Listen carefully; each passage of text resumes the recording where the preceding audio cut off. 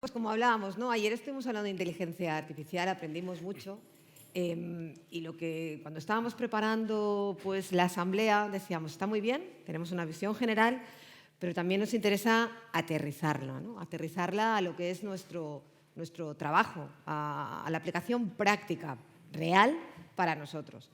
Y mirando, dijimos, bueno, es que la inteligencia artificial, ayer ya se dijo, no es el futuro, es el presente. Y ya hay laboratorios, de hecho ayer Andreu, no sé por dónde está Andreu, pero ayer nos contó también Andreu, y hay laboratorios que están poniendo en marcha y están utilizando esta inteligencia artificial.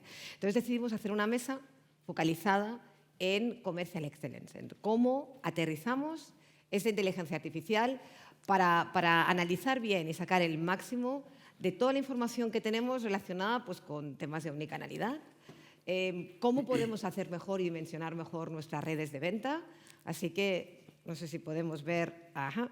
Por eso le pusimos este nombre, ¿no? ¿Para qué vamos a poner otro nombre? Ponemos un nombre claro, directo, y es la aplicación práctica de la inteligencia artificial en Commercial Excellence. Ayer ya vimos algo, Andreu, antes os lo he nombrado, ¿no? Nos enseñó el Turing, nos enseñaste poco, te guardaste muchas cosas con esto de la confidencialidad. Entonces, poquito a poquito, ¿no? Es una manera de motivaros para que el año que viene volváis. Pero bueno, aquí vamos a ver, aquí nos van a ser más generosos, van a compartir más y os cuento quiénes somos. Yo soy Melania, ya me conocéis, me voy a presentar otra vez. Y la verdad es que estoy aquí, pero podría estar en este lado. Porque si algo sabéis que tenemos 3 pilares, ¿no? En AINFA: el networking, la formación y el conocimiento. Pues preparando esto yo he aplicado los 3. Networking, porque realmente yo creo que de aquí van a salir muchas cosas, y conocimiento básicamente porque he aprendido mucho con ellos, ¿vale? Con lo cual estoy aquí, pero podría estar en el otro lado. ¿Y quiénes son? Pues mira, os voy a presentar.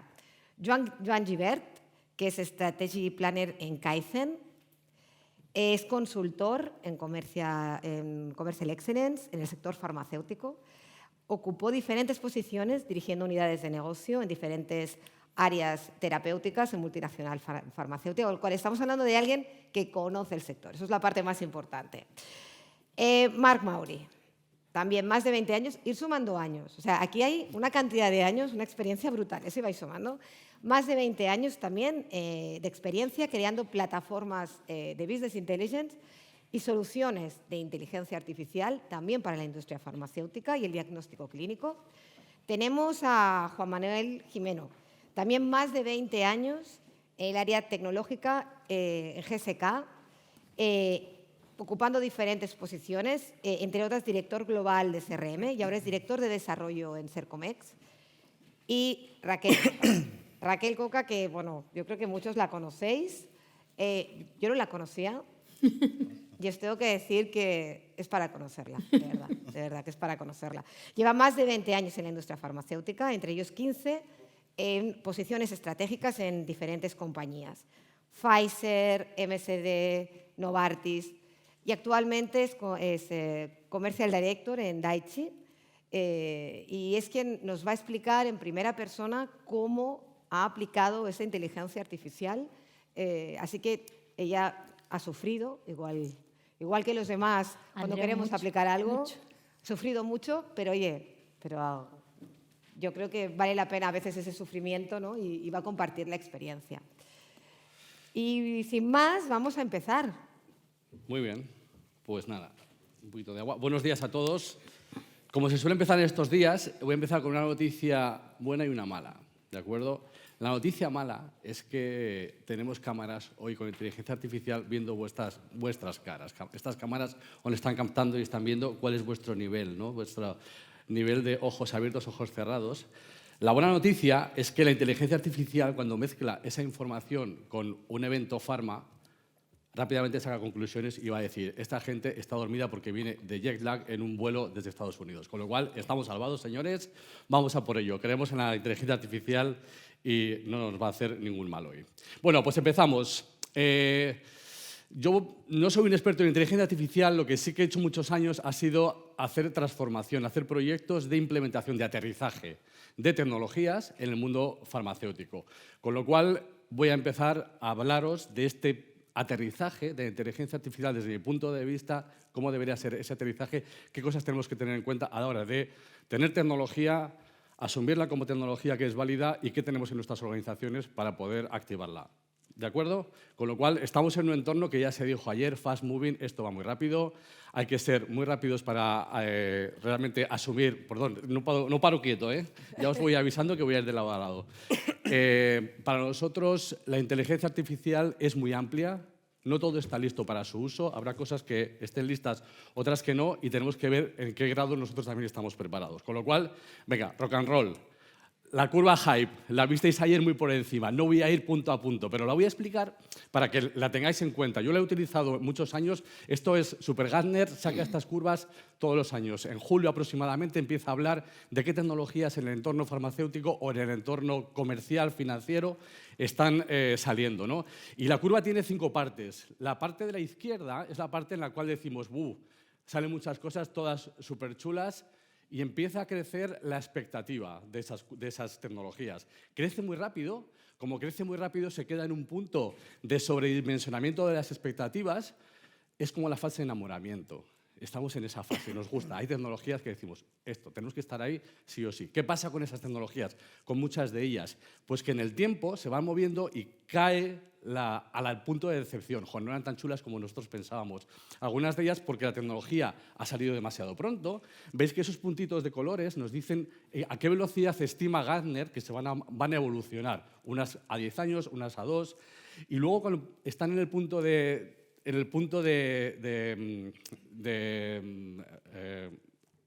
caída, la caída de desilusionamiento, perdón, hay muchas de ellas que mueren ahí y hay algunas que empiezan a remontar. Y es el punto en el cual nosotros tenemos que empezar a mirarlas, en este punto en el cual las tecnologías empiezan a convertirse en tecnologías reales para nosotros, para añadir valor a nuestras compañías. ¿Por qué? Porque en la calle, en la industria, ya hay gente que es experta en esas tecnologías, nos puede aportar valor y puede empezar lo que decíamos, el aterrizaje en nuestros ciclos, en nuestros procesos comerciales, etc. Y algunas ya remontan y se quedan en la meseta de productividad. ¿De acuerdo? Entonces nosotros nos fijaríamos en esas 2 últimas partes. ¿De acuerdo? Aquí tenemos, esto es 2022, se publicó en julio de 2022, es vieja, tiene 10 meses. Realmente esto está desactualizado. Desde mi punto de vista, hay tres tecnologías que tenemos que tener en cuenta ahora.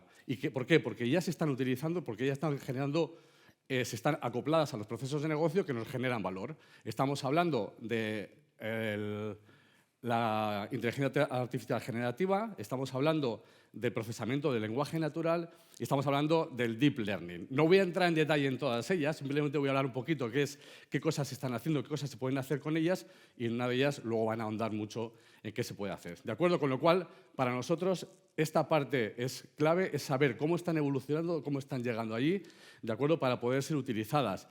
Y bueno, ya sabéis, bonito, barato, lo bueno, al final el sentido común nos dice que no acojamos cosas demasiado pronto, que no adoptemos la tecnología demasiado pronto, que no nos demos por vencidos también cuando adoptamos tecnologías y vemos que no salen, sino que como son tecnologías innovadoras tienen también que adaptarse a nuestros ciclos productivos y que además estemos alerta en esta curva para que las tecnologías que estemos cogiendo no las cojamos demasiado tarde, con lo cual ya hayan salido otras tecnologías que nos pueden aportar más valor. Bueno, pues dicho esto, dicha esta curva, mi recomendación es que la miréis de vez en cuando, veáis cómo se comporta y veáis la evolución de los productos, porque además de un año a otro, esto es público, esto se puede ver en Internet, estas curvas hype de Gartner están publicadas y puedes ver evoluciones muy interesantes de cosas que pensábamos que eran realmente innovadoras y no lo estaban siendo.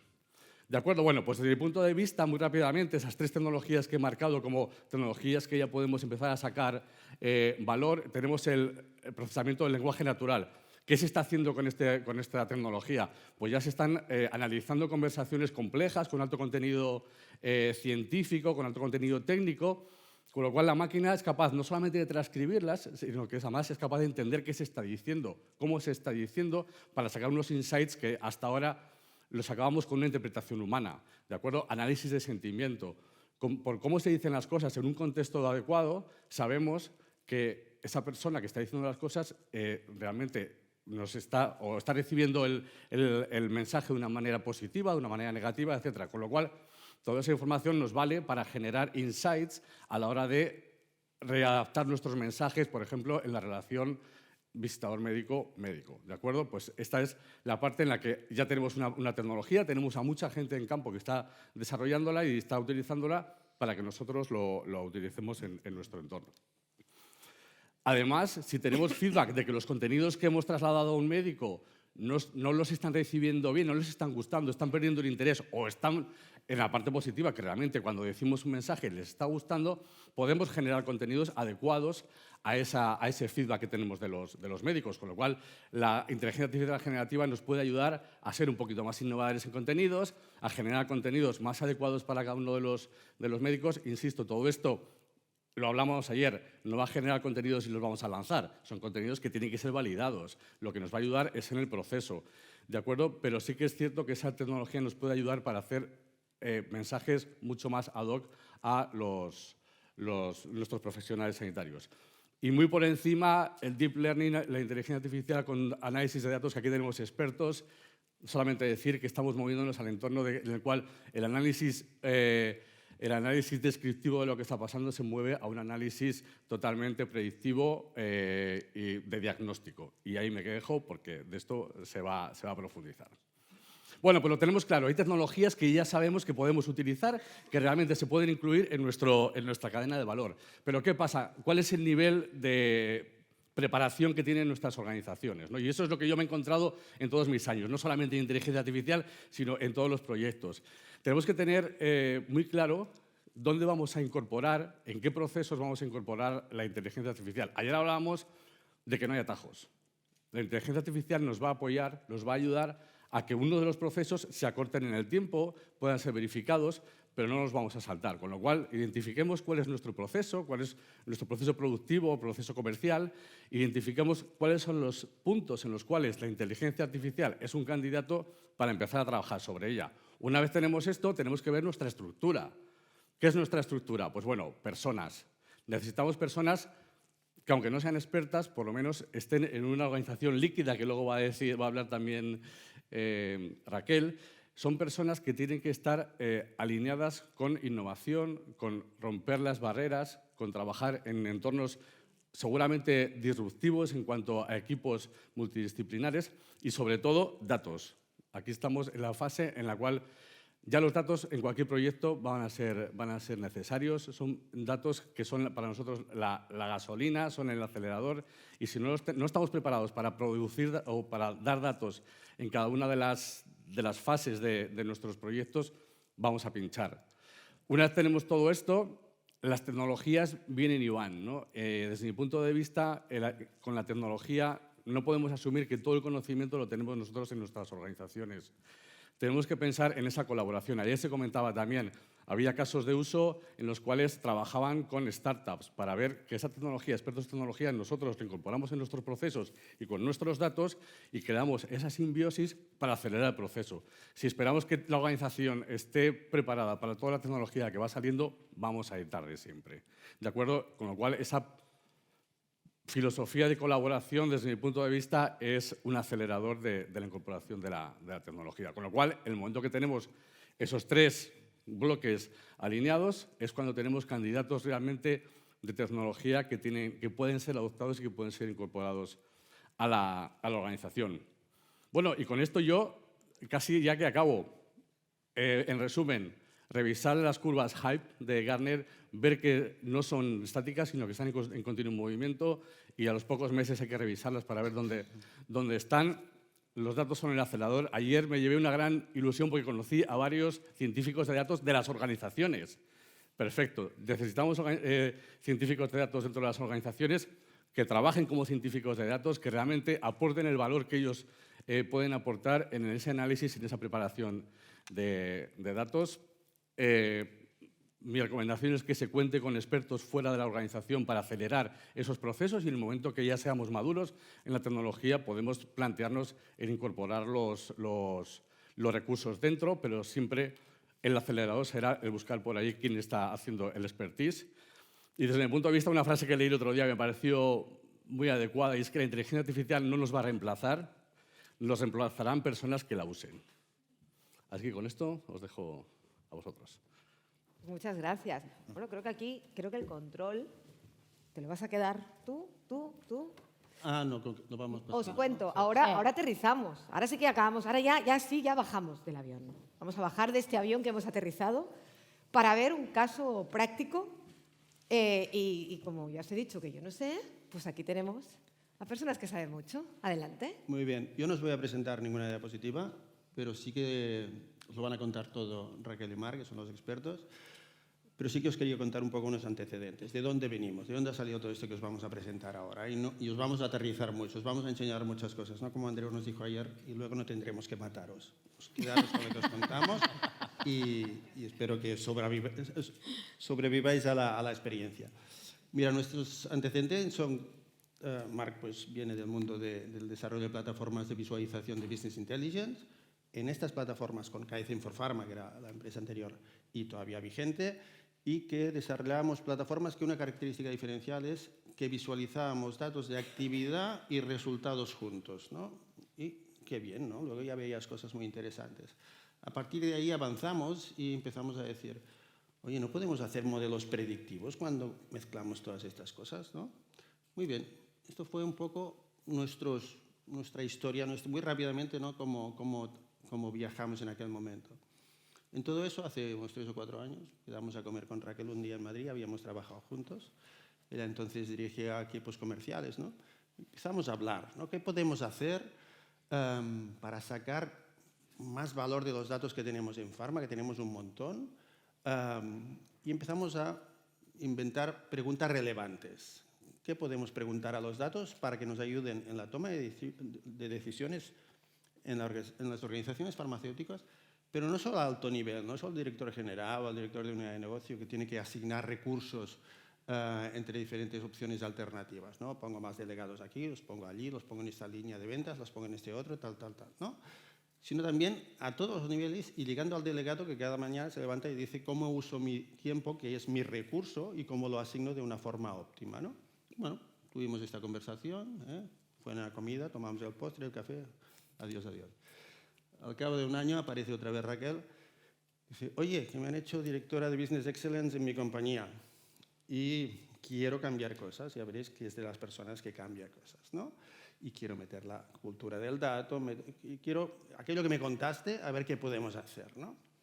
Nos sentamos con Marc y otros miembros del equipo y me dijo, preparadme una propuesta, ¿no? Para aquello que decíamos de algo que nos ayude con la toma de decisiones, algo que pero que demostremos que esto tiene impacto en los resultados, ¿no? Porque tengo que convencer y movilizar a mi organización. Sí, preparamos una propuesta y los resultados de aquella propuesta de una manera muy detallada es lo que vais a ver hoy y ha sido el origen de nuestra nueva compañía, que es Kaizen AI, que ya estamos implementando estas soluciones en varias organizaciones. O sea que les paso para que os cuenten la historia real. Muchas gracias. Pues, como ha dicho Joan, yo vengo y profesionalmente he trabajado en todas las partes de la compañía. He sido hasta MSL, cuando los MSLs no existían. Y eso pues, me ha dado un bagaje y una forma de pensar, ¿no?, en campo muy cercana, ¿no? Y yo empatizaba ayer cuando nos contaban la experiencia de Sanofi porque decía, ¿no?, es poquito a poco, ¿verdad? Y al final lo que se necesita es el engagement, ¿no? El que tener, y lo decimos, ¿no? Llevamos ¿cuántos años lleva Infa hablando de que llega la inteligencia artificial y que nos vamos a poner en años, ¿no? ¿Y qué nos ocurre a todos, a los que estamos en esta sala? Que llegas a la organización, lo quieres implementar y tienes complicaciones.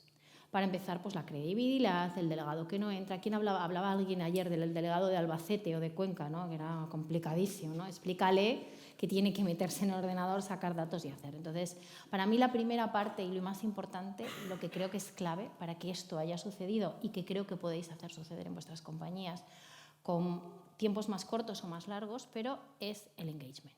Y el tema del engagement es que a nivel leadership, o sea, a nivel los equipos de liderazgo, los equipos directivos a los que pertenezco, todos se nos llena la boca y las diapositivas de la palabra innovación. Salimos allí y ya sale el director comercial, el director general de innovación, inteligencia artificial. Y al final esto viene a consistir que han contratado a un grupo de señores en China o India con los que es prácticamente imposible hablar, muy complicado entenderse, y que luego todo esto se lo tienes que traducir a la organización para que se lo crea y lo ejecute. Y claro, pues no os lo tengo que explicar porque lo vivís en el día a día, es complicado. Pero seguimos con un engagement alto porque sí que es verdad que la dirección se lo cree y eso ya es un paso. Ahora, ¿qué nos queda? La cultura de la organización está en 2 puntos clave. Está en el delegado y en el gerente. Y no está en el equipo de liderazgo. El equipo de liderazgo son como mucho 20 personas. El resto es la organización de verdad. Y esa es la que tiene que creérselo, la que tiene que tener el beneficio y la que tiene que estar realmente convertida, ¿no? Entonces, teniendo en cuenta esto, nosotros pensamos o vimos y hablamos cuando Joan en aquella comida me contaba que desde hace 5 años en los que la inteligencia artificial forma parte de nuestras vidas en todos los sentidos y también que queremos introducirla en Pharma, nos pasaban 2 cosas. Ayer también se comentó. Primero, que no había el sentido de necesidad. El delegado conoce a su cliente, cree que lo conoce y no necesita que nadie le diga cómo lo tiene que hacer. Ya vamos mal, porque es difícil decirle a alguien lo que tiene que hacer si ya no se tiene claro que lo hace bien, ¿no? Y que además todos estos programas están impulsando desde arriba y por lo tanto caen, con mucho respeto lo digo porque yo soy a día de hoy jefa de directores de marketing y por lo tanto más me vale decirlo con respeto, pero cae en el equipo de marketing. Y el equipo de marketing sí que tiene un gran engagement y empezamos a hablar de la multicanalidad y empezamos a hablar modelos de next best action. Va el delegado, elegimos el canal, elegimos el contenido, pero eso en el día a día del delegado, perdonadme la expresión, es esotérico. O sea, literalmente esotérico. ¿Habéis salido alguna vez a vender con el delegado del sur de Canarias, de Tenerife?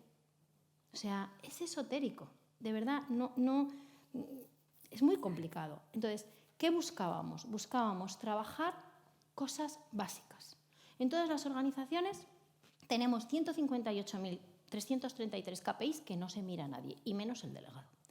¿Qué hicimos? Dijimos, en vez de hacer un modelo de Next Best Action que tiene su base en marketing, que trabaja mensajes y personalización, que habla de secuencias, no digo que no sea lo que tengamos que visualizar como el futuro, pero en vez de empezar por aquí, vamos a empezar por lo que es más tangible, que es, trabajemos con equipos de ejecución, trabajemos con los managers comerciales, trabajemos en cosas que entienden y es, si tú vas más, vendes más.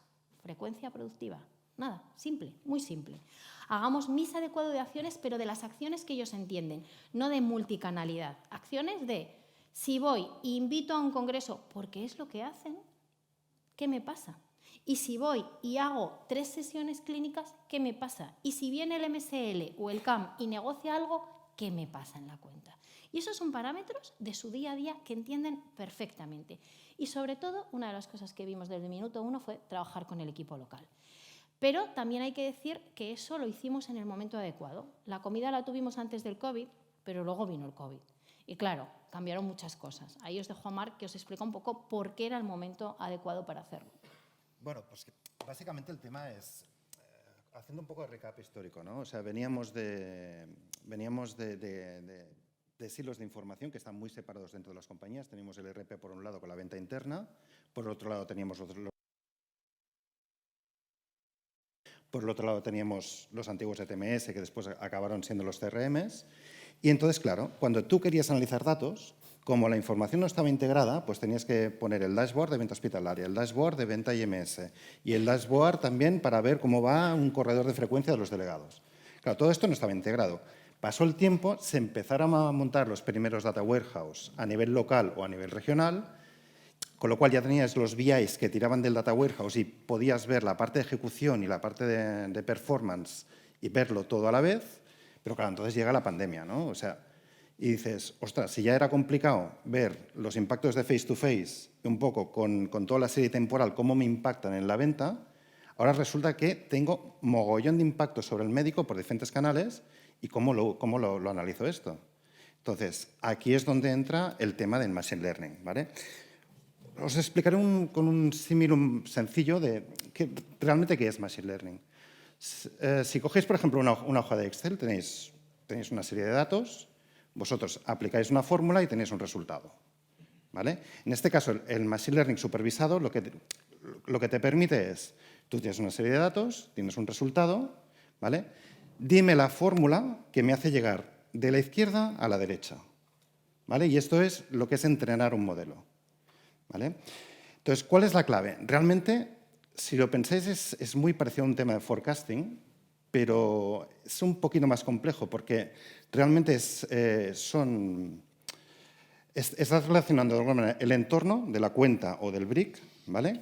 Cómo estaba, qué he hecho, ¿vale? Qué actividades, qué eventos he hecho y cuál ha sido el resultado.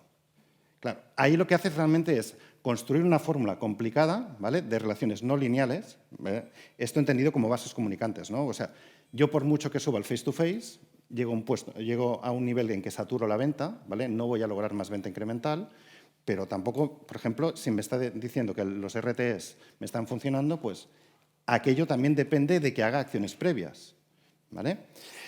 Entonces, ¿cuál es la gracia de la película esta? Que realmente cuando tú construyes la fórmula, construyes el modelo, ¿vale? Ahí puedes ver el impacto de cada una de las variables que intervienen en el proceso de venta y puedes ver el peso y cómo te están ayudando a vender, ¿vale?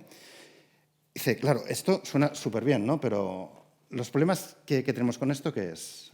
Realmente necesitas muchos datos, ¿vale? Para encontrar los patrones y encontrar realmente cuáles son los clústeres de cuentas o de bricks y cómo se están comportando, ¿vale? Después, otro tema es la calidad del dato. Aquí es crítico, porque hay un dicho en Machine Learning que es garbage in, garbage out, ¿vale?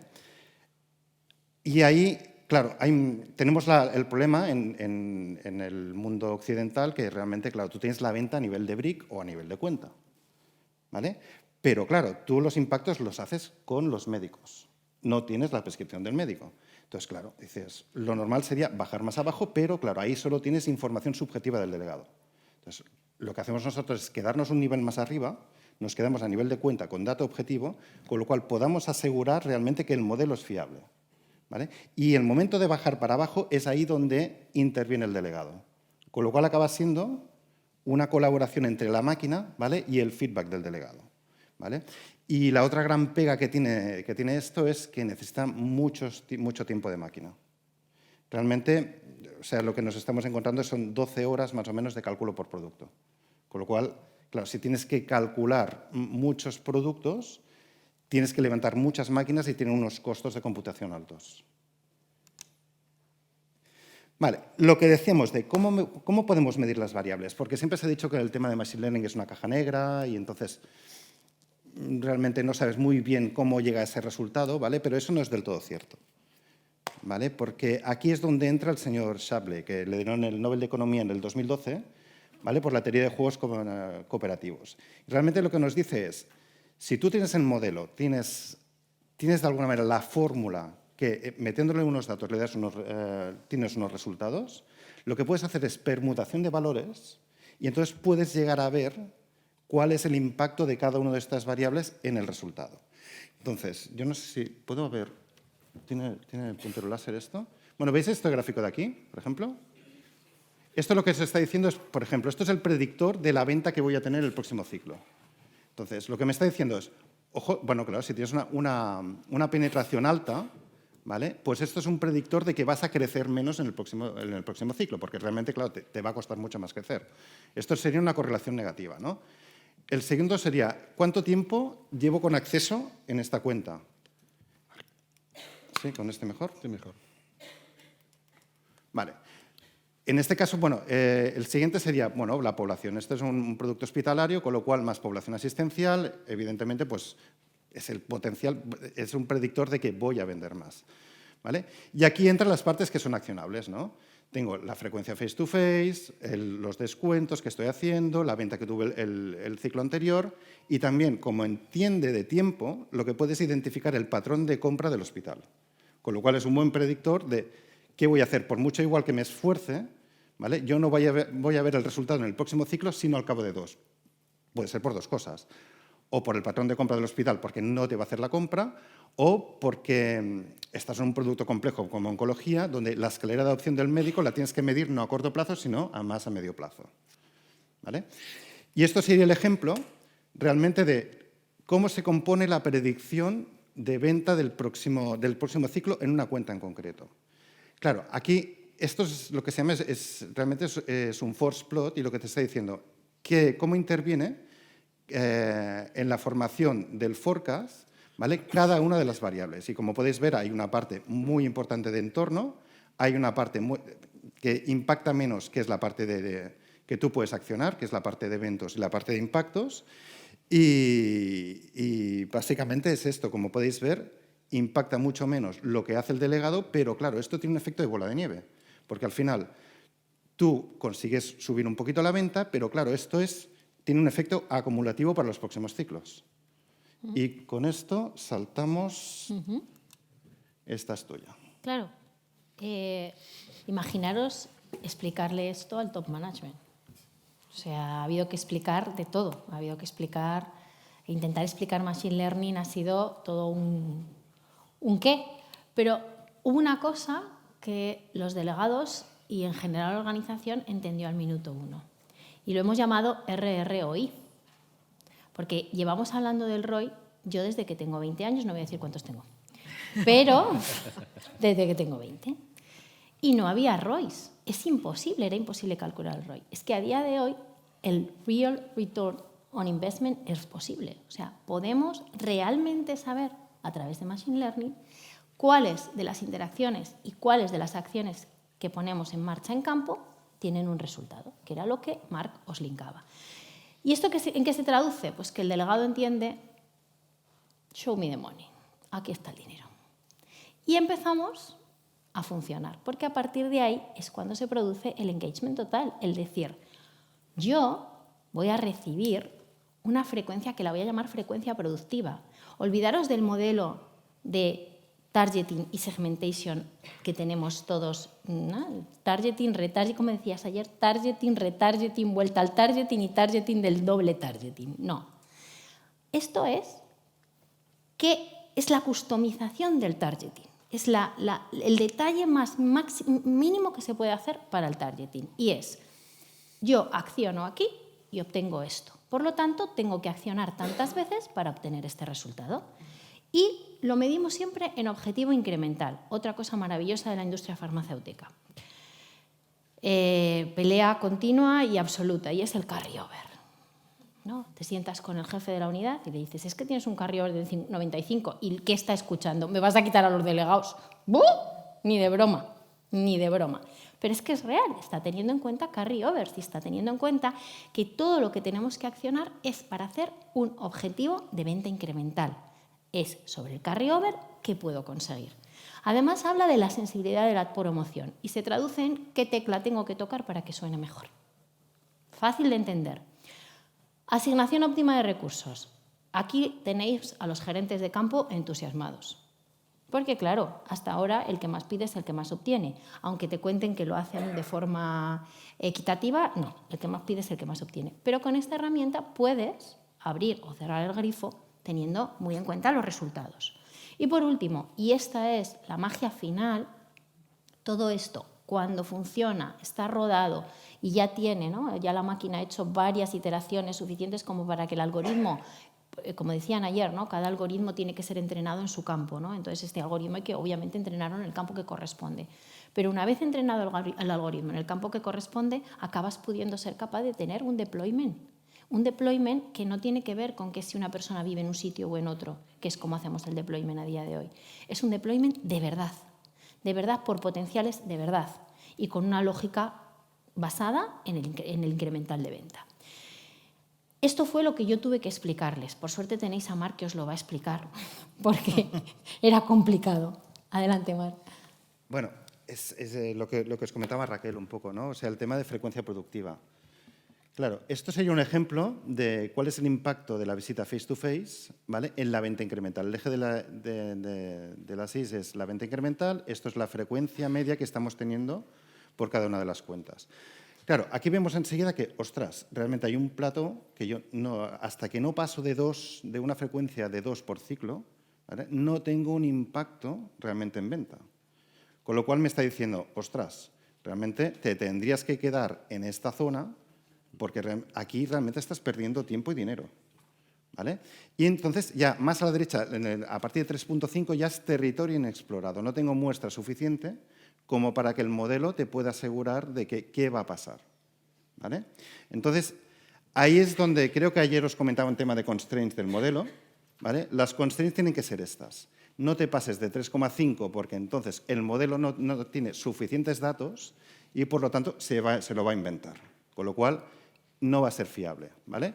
Y no te quedes también en la parte de la izquierda porque estás perdiendo tiempo y dinero. Entonces, tenemos la línea esta que sería la correlación, ¿vale? Y la zona lila sería el intervalo de confianza para saber en qué umbral de incertidumbre nos estamos moviendo. ¿Vale? Esto es lo que hemos visto para face-to-face. Lo bueno es que lo podemos hacer para cada uno de los canales. Lo podemos hacer para temas de a quién invitamos a los congresos, ¿vale? ¿Cuál es el impacto? ¿Vale? El tema de las reuniones virtuales, cómo me están funcionando los RTs, etcétera, ¿vale? Claro, esto al final, si os fijáis, lo que hemos hecho es, desde abajo, ¿vale? Construir una fórmula, entre comillas, ¿no? Que nos está ligando entorno, ejecución, resultado. Entonces, ¿vale? Y a partir de aquí yo tengo una serie de fichas de tiempo que equivalen a dinero, que son el número de calls que me puede hacer un delegado, ¿no? Porque eso son 400. Entonces, ¿dónde pongo, sabiendo las curvas de cómo impacta en el resultado, dónde pongo estas fichas de tiempo de delegados para maximizar la venta incremental? Claro, y aquí es donde viene la gracia del asunto, ¿no? Como tienes esta fórmula, esto lo puedes llevar para arriba, sabes lo que te cuesta cada delegado, cada gerente, ves dónde tienes un plató de ventas, porque realmente estás detectando la sensibilidad a la promoción, ¿vale? Y como tienes la curva también de costes, ya sabes, te sale aquí automáticamente cuál es el sizing idóneo de la fuerza de ventas, ¿vale?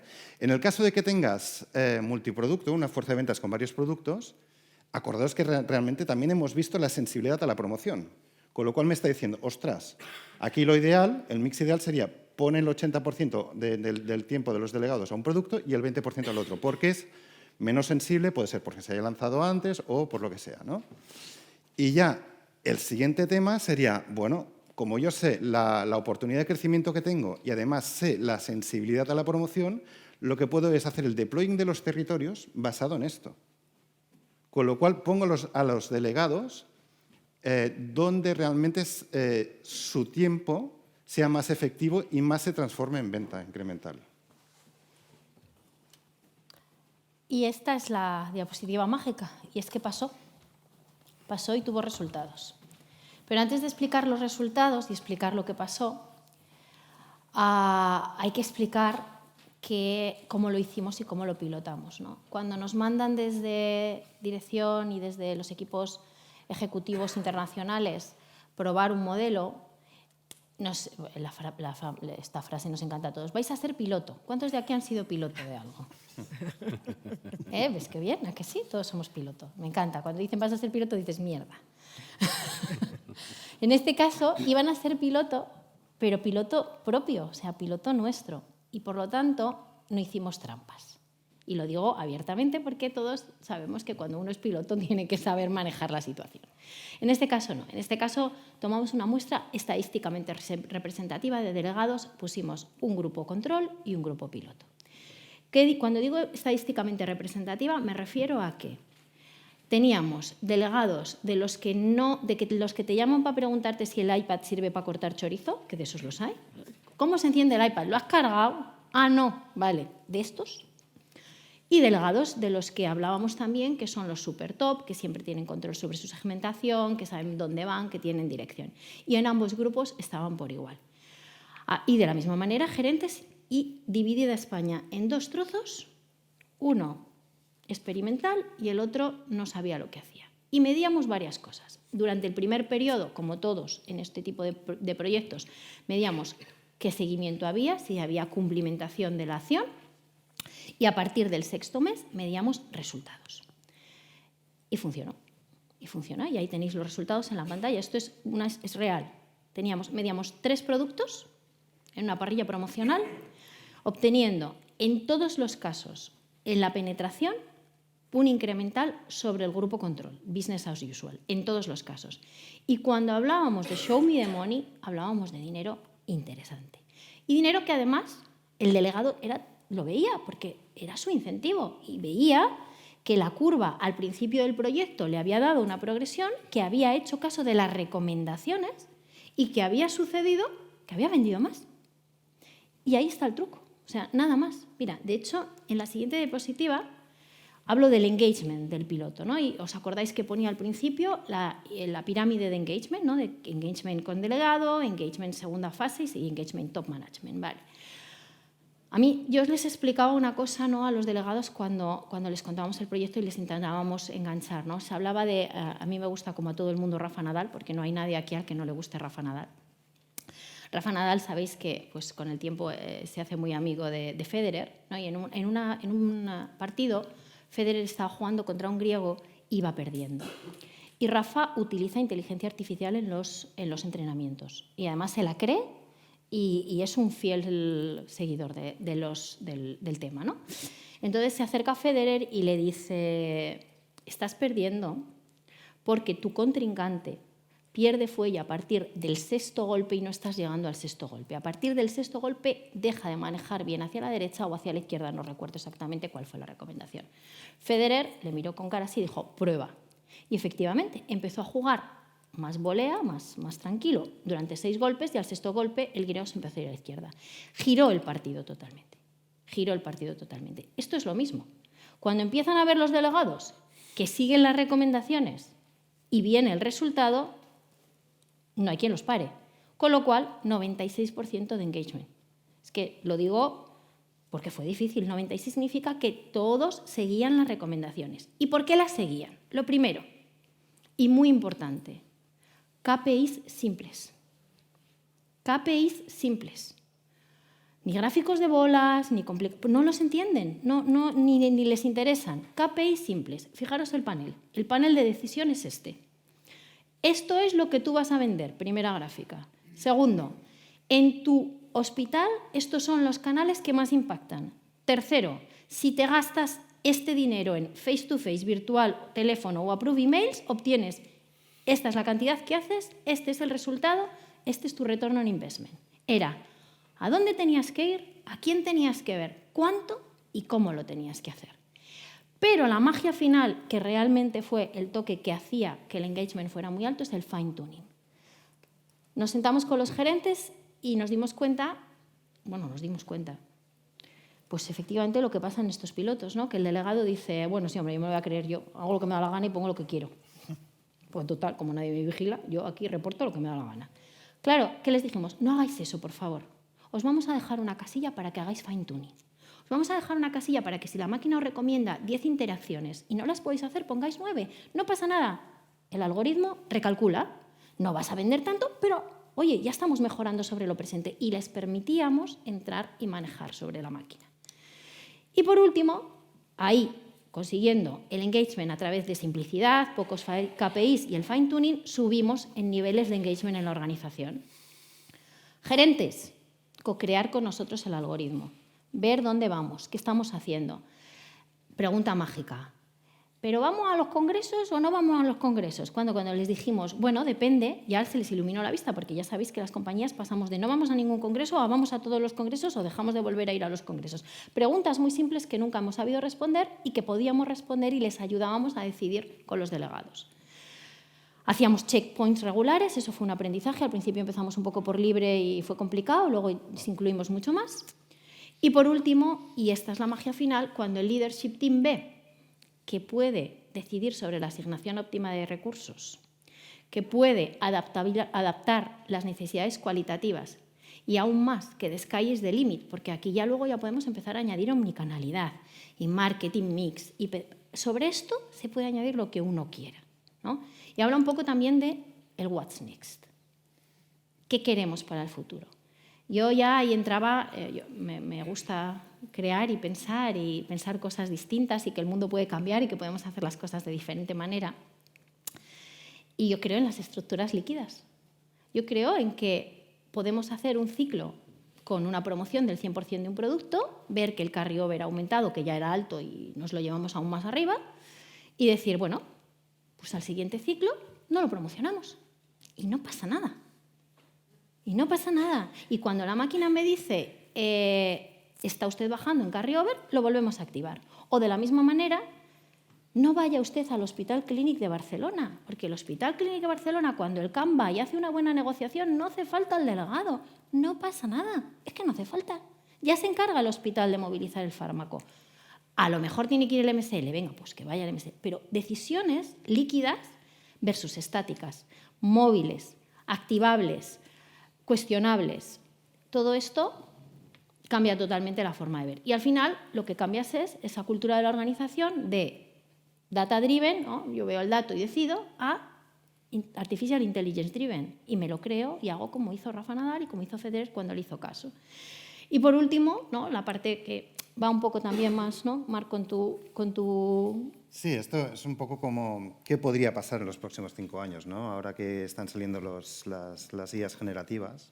Claro, a mí lo que se me ocurre es hacia dónde podría evolucionar el tema. Pero claro, hay de momento muchos problemas de privacidad, hay temas regulatorios, hay temas de seguridad, ¿vale? Porque imaginaros si tienes una aplicación que realmente te genera el contenido on the fly para enseñárselo al médico.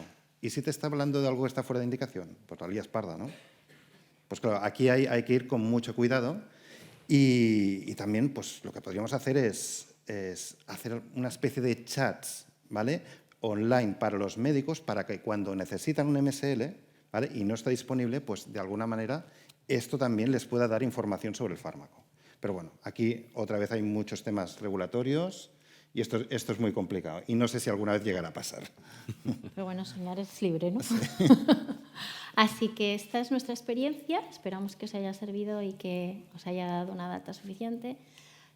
Sigo admirando lo que estáis haciendo en Sanofi porque habéis hecho un elefante 10 veces más grande. Este elefante es pequeñito, pero va a crecer, va creciendo, ¿no? Además, hemos aplicando filosofía Agile como todos en nuestras compañías y trabajando Scrum, hemos hecho realmente un mínimo producto viable. Empezó solamente con la frecuencia, después amplió a otras cosas y a día de hoy pues, es un modelo en otros países también. Así que cualquier cosa, Melania, tuyo es the floor. The floor is yours. Bueno, primero, muchas gracias. Yo creo que un aplauso, por favor.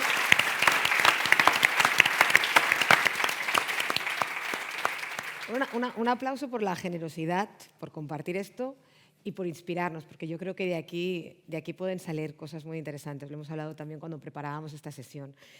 Yo no sé si tenéis alguna duda, yo creo que ya hay dudas. Otra duda más. Es el momento, aprovechar porque seguro os van a clarificar muchas cuestiones. No sé si hay micrófono por aquí de mano. Ahora viene el micrófono.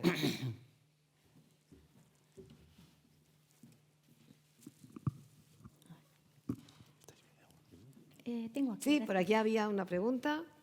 No sé cuál es la tuya. No pasa res. No sé petita, pero...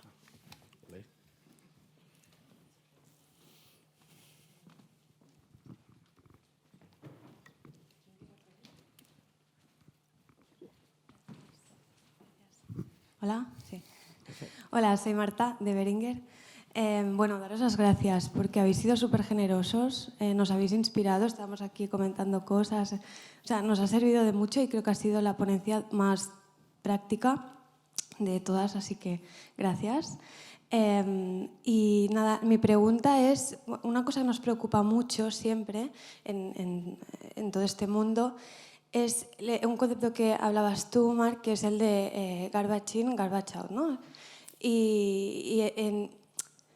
Bueno, como yo he sido delegada de ventas, entonces, bueno, sé que a veces pues, tú tienes unos objetivos de visitas, ¿no? Entonces, pues, no quieres quedar mal en la foto, ¿no? Y entonces, pues evidentemente siempre cumples el objetivo de visitas. Entonces, claro, al final entra un dato que no es real, ¿no? A la máquina. ¿Y cómo habéis trabajado con esto? O sea, ¿qué habéis hecho con este punto? Porque es verdad, tú puedes intentar concienciar, ¿no? Al delegado y tal, pero el que toda la vida lo ha hecho así, pues a veces es difícil cambiarlo, ¿no? O sea, ¿cómo lo habéis abordado esto? Mira, te voy a explicar un ejemplo que nos encontramos. O sea, al principio queríamos hacer las cosas como más avanzadas, ¿no? Y en el caso de que de que tenías una fuerza de ventas que estaba promocionando más de un producto, pues, ostras, tienes la pirámide y tal, y dices, ¿qué producto va en primera posición? ¿Qué producto va en segunda? Coño, voy a encontrar las correlaciones, esto me va a ayudar y tal. Y dices, ostras, empezamos a cruzar, ¿vale? El RMS, que es la métrica de error, subía, no teníamos nada. ¿Qué estaba pasando aquí? Hasta aquí vi la pantalla de reporte en viva. Hay una correlación exacta, ¿vale?, del orden de visita en el orden de pantalla. ¿Vale? O sea, claro, tienes que ir con mucho cuidado, ¿vale?, cuando metes las cosas y qué data cleaning haces y qué es lo que te crees, ¿vale? Porque en este caso, lo que tú decías, visitas inventadas, ahí se te van a colar algunas. Pero claro, tienes que confiar, ¿vale?, que realmente el modelo va a ver los patrones que se repiten. Si hay mucha gente que se inventa visitas, ahí estás fastidiado, ¿vale? Pero si tienes un porcentaje que es pequeño, ahí realmente vas a ver un patrón que no se repite, con lo cual no te va a afectar. Sí, mira, yo te ayudo también con algo. Aparte de que el garbaging no solamente es las visitas que pueden no ser reales o reportes que no estén del todo correctos, ¿no? Lo vi el martes, pero lo he reportado el jueves porque se me ha olvidado y ahora lo meto aquí. Aparte de eso, también hay una limpieza en la data de correlación y demás. ¿Estuvimos cuánto tiempo haciendo cleaning data? 2-3 meses, tranquilamente. 3 meses haciendo cleaning data. Y el cleaning data es doble, es técnico. El equipo de Comex trabajaba en el cleaning data y los que habéis trabajado en cleaning data es un drama porque tienes que estar, no te coinciden los hospitales, no te coincide, bueno, terrible, pero una vez lo acabas, hay un tema y es que voy a intentar ser políticamente correcta y me va a costar. Yo les exijo a los gerentes de campo y les exijo, y lo digo con cariño, ¿no? Es una exigencia de trabajo conjunto, que se revisen los reportes de su gente y las notas de gastos de su gente porque es su tarea y es parte de su tarea. Y tenemos un problema de data driven en ese estrato de la organización. Y es muy simple, tú coges un Excel, te sacas el reporte de un delegado, ves la correlación en los últimos 3 años de la visita al doctor Pérez y, curiosamente, al doctor Pérez se le suele visitar los martes y los jueves porque el doctor Pérez normalmente recibe los martes y los jueves. Cuando el doctor Pérez está reportado el miércoles, hay que preguntarle al delegado qué ha pasado. Y si generamos esta cultura en el gerente, que es buena, no es crítica, no es de búsqueda de fallo. Sí, oye, Pepe, ¿qué pasó? Que el doctor Pérez lo has visitado el miércoles. Pues mira, que justo venía de un congreso y me ha querido recibir. Fenomenal. Pero cuando se empiezan a hacer esas preguntas, la organización empieza a percibir que somos data driven y que miramos el dato. Y que preguntamos cuando no nos coincide. Y se genera la cultura de me voy a espabilar reportando correctamente porque me preguntan. Y no es defensivo ni agresivo, es generemos y ayudemos a nuestros gerentes a tener la cultura de mirarse las cosas con cariño, entender lo que está pasando, demos dashboards fáciles y si no, es igual, nos sentamos con ellos. Yo sé que esa es la voluntad de toda la gente que está aquí porque yo he trabajado en ambos lados y la voluntad siempre es la de colaboración. Hay que ayudarles a dar un paso más allá porque no lo han dado y es clave para el cleaning data, clave. Es un tema de cultura. Dejadme hacer una reflexión adicional. Hablamos mucho de inteligencia artificial, etc. Antes está la inteligencia natural, ¿no? La inteligencia natural y la cultura. Y yo creo que esto es clave. Si un delegado, un gerente o un jefe de ventas o un director general hace que la organización utilice unas métricas, digamos, académicas, no basadas en el impacto comercial que tienen, pues no estamos utilizando inteligencia natural. O sea, que hay que hacer primero una serie de preguntas y cuestionarse, ¿estamos haciendo lo correcto? ¿Podríamos hacerlo diferente? ¿Por qué hacemos esto? ¿Qué situaciones alternativas hay? Tal. Por tanto, antes de entrar en la inteligencia artificial, muchas preguntas que las organizaciones tienen que hacerse y muchas veces no se las hacen. Y se las tiene que hacer el delegado y también utilizar su inteligencia natural como delegado y la cultura de la organización para decir, no, la organización me permite cuestionar lo que hago en mi rutina, con mi targeting académico y hacer las cosas distintas basadas en resultados. Y hacer trampas al solitario no me ayuda para nada, ¿no? Sería un poco el ver las dos vertientes. La madurez, ¿no? de la inteligencia general de la compañía. Claro. un tema cultural. Es decir, que puedo decir, antes de convencer a la dirección general, vamos a poner inteligencia artificial, es decir, bueno, confiamos en el dato, somos autocríticos, somos capaces de cambiar o queremos seguir siempre business as usual. Yo creo, si puedo añadir, es de las pocas veces en las cuales a la red de ventas le das herramientas que son útiles para ellos y no son herramientas de reporting solamente, sino que le estás dando un driver que le ayuda a él también a trabajar de manera más adecuada los canales, gente, etcétera. O sea, que ya están viendo herramientas para ellos. No es un gran hermano, como siempre han sido el Big Brother de todas las herramientas que intentamos implementarles, sino que además es una herramienta que les sirve, ¿no? Muy bien, por aquí había otra pregunta. Sí. El micro. Otra pregunta por aquí. Gracias. Para allí, para allí.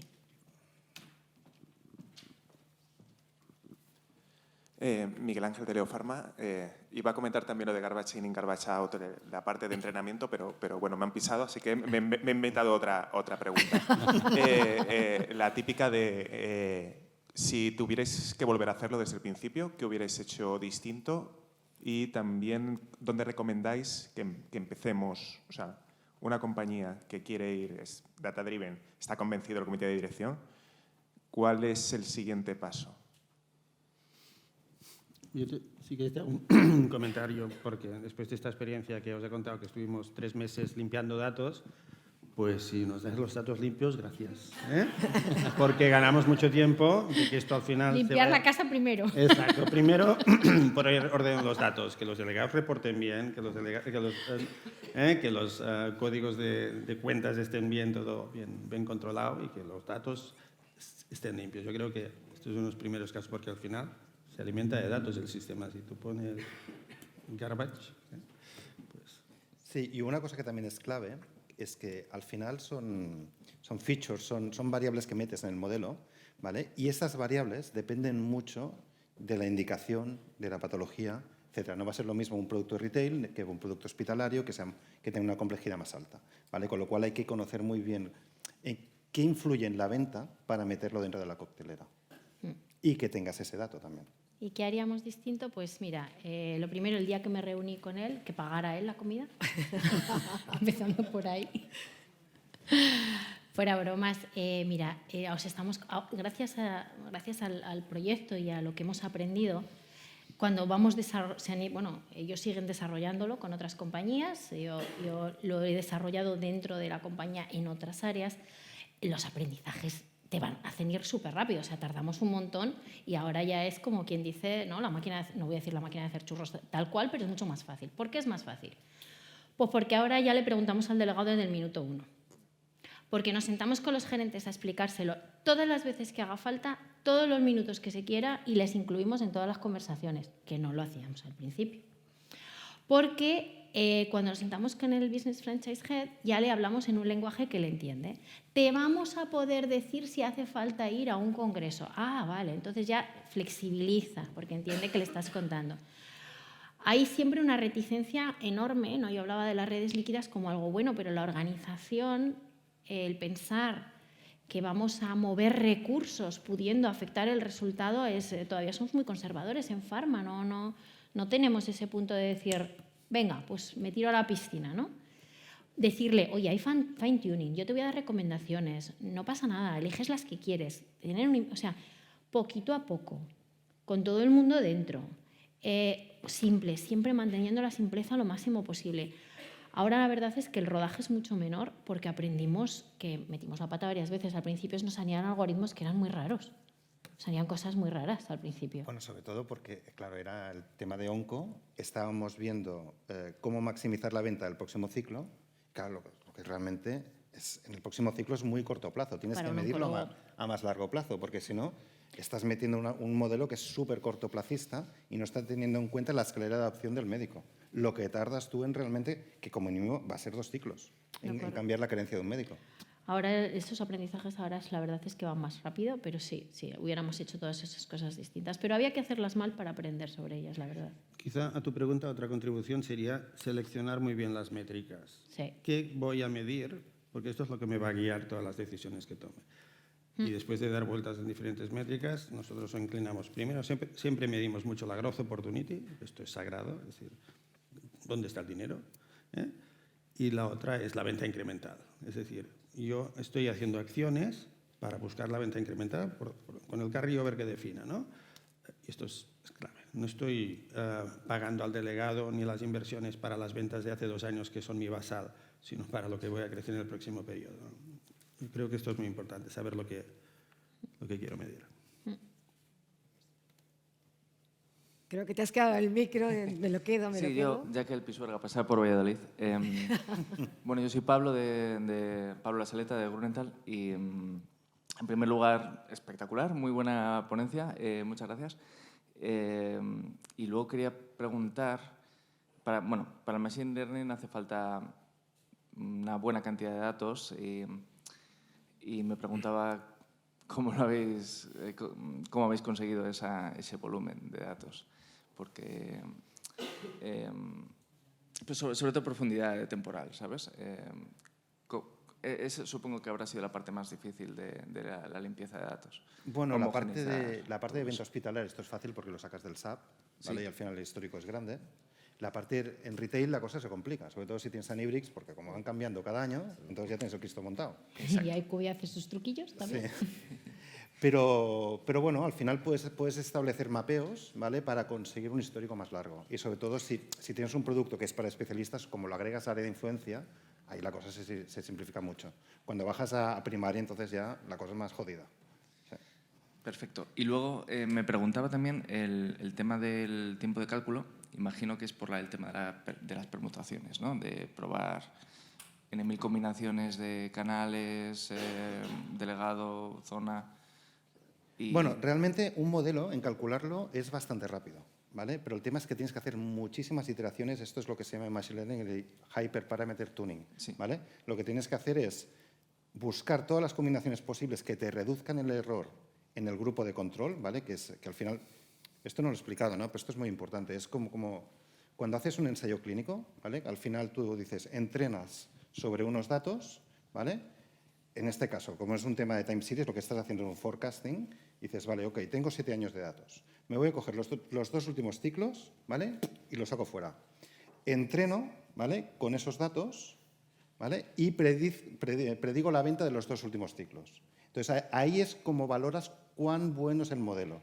Porque tú ya sabes lo que ha pasado en realidad, el modelo no ha visto estos datos, entonces ya sabes qué margen de error estás trabajando. Y ahí es el secreto. Entonces, ¿cuál es la película? Que tú tienes que generar miles de modelos diferentes, ¿vale? Para ver cuál más se acerca en validación y en test. Que en test es lo que estamos diciendo de los 2 últimos ciclos. Y es por esto el tema de tantas horas. A tu pregunta sobre el volumen de datos, nos surgió una compañía y nos pidió hacer un ejercicio similar en enfermedades raras, ¿no? Y dijimos, uy, aquí a ver si nos van a salir los números, ¿no? Vamos a probarlo. Y sí, nos salieron los datos, nos salieron elementos predictivos y fue muy interesante, incluso bajando a nivel de diferentes indicaciones. Muy útil. Muchas gracias. Desde que empezasteis con el proyecto hasta que se implementó, ¿cuánto tiempo pasó? Esa es buena. No desde la comida, un poco, adelantamos un poco más, ¿sí? ¿Cuánto tiempo pasó? 3 meses de cleaning data, ¿no? Estuvimos, luego lo bajamos en 1 o 2 meses a red y se explicó el proyecto, fue cuando hicimos toda la parte de cultura y lo pilotamos y ya 6 meses, ¿1 año? Sí, al final, sí.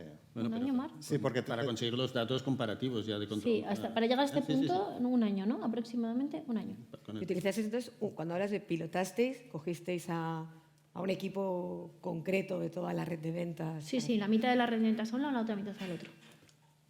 Pero ahora, desde que nos dan datos limpios hasta que ya damos frecuencias productivas, estamos, 3 semanas.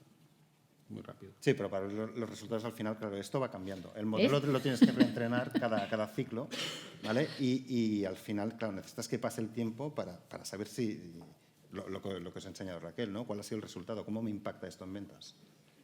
Y aquí hablas de entrenar la máquina, o sea, entrenar la máquina con todo controlado y entrenar la gente.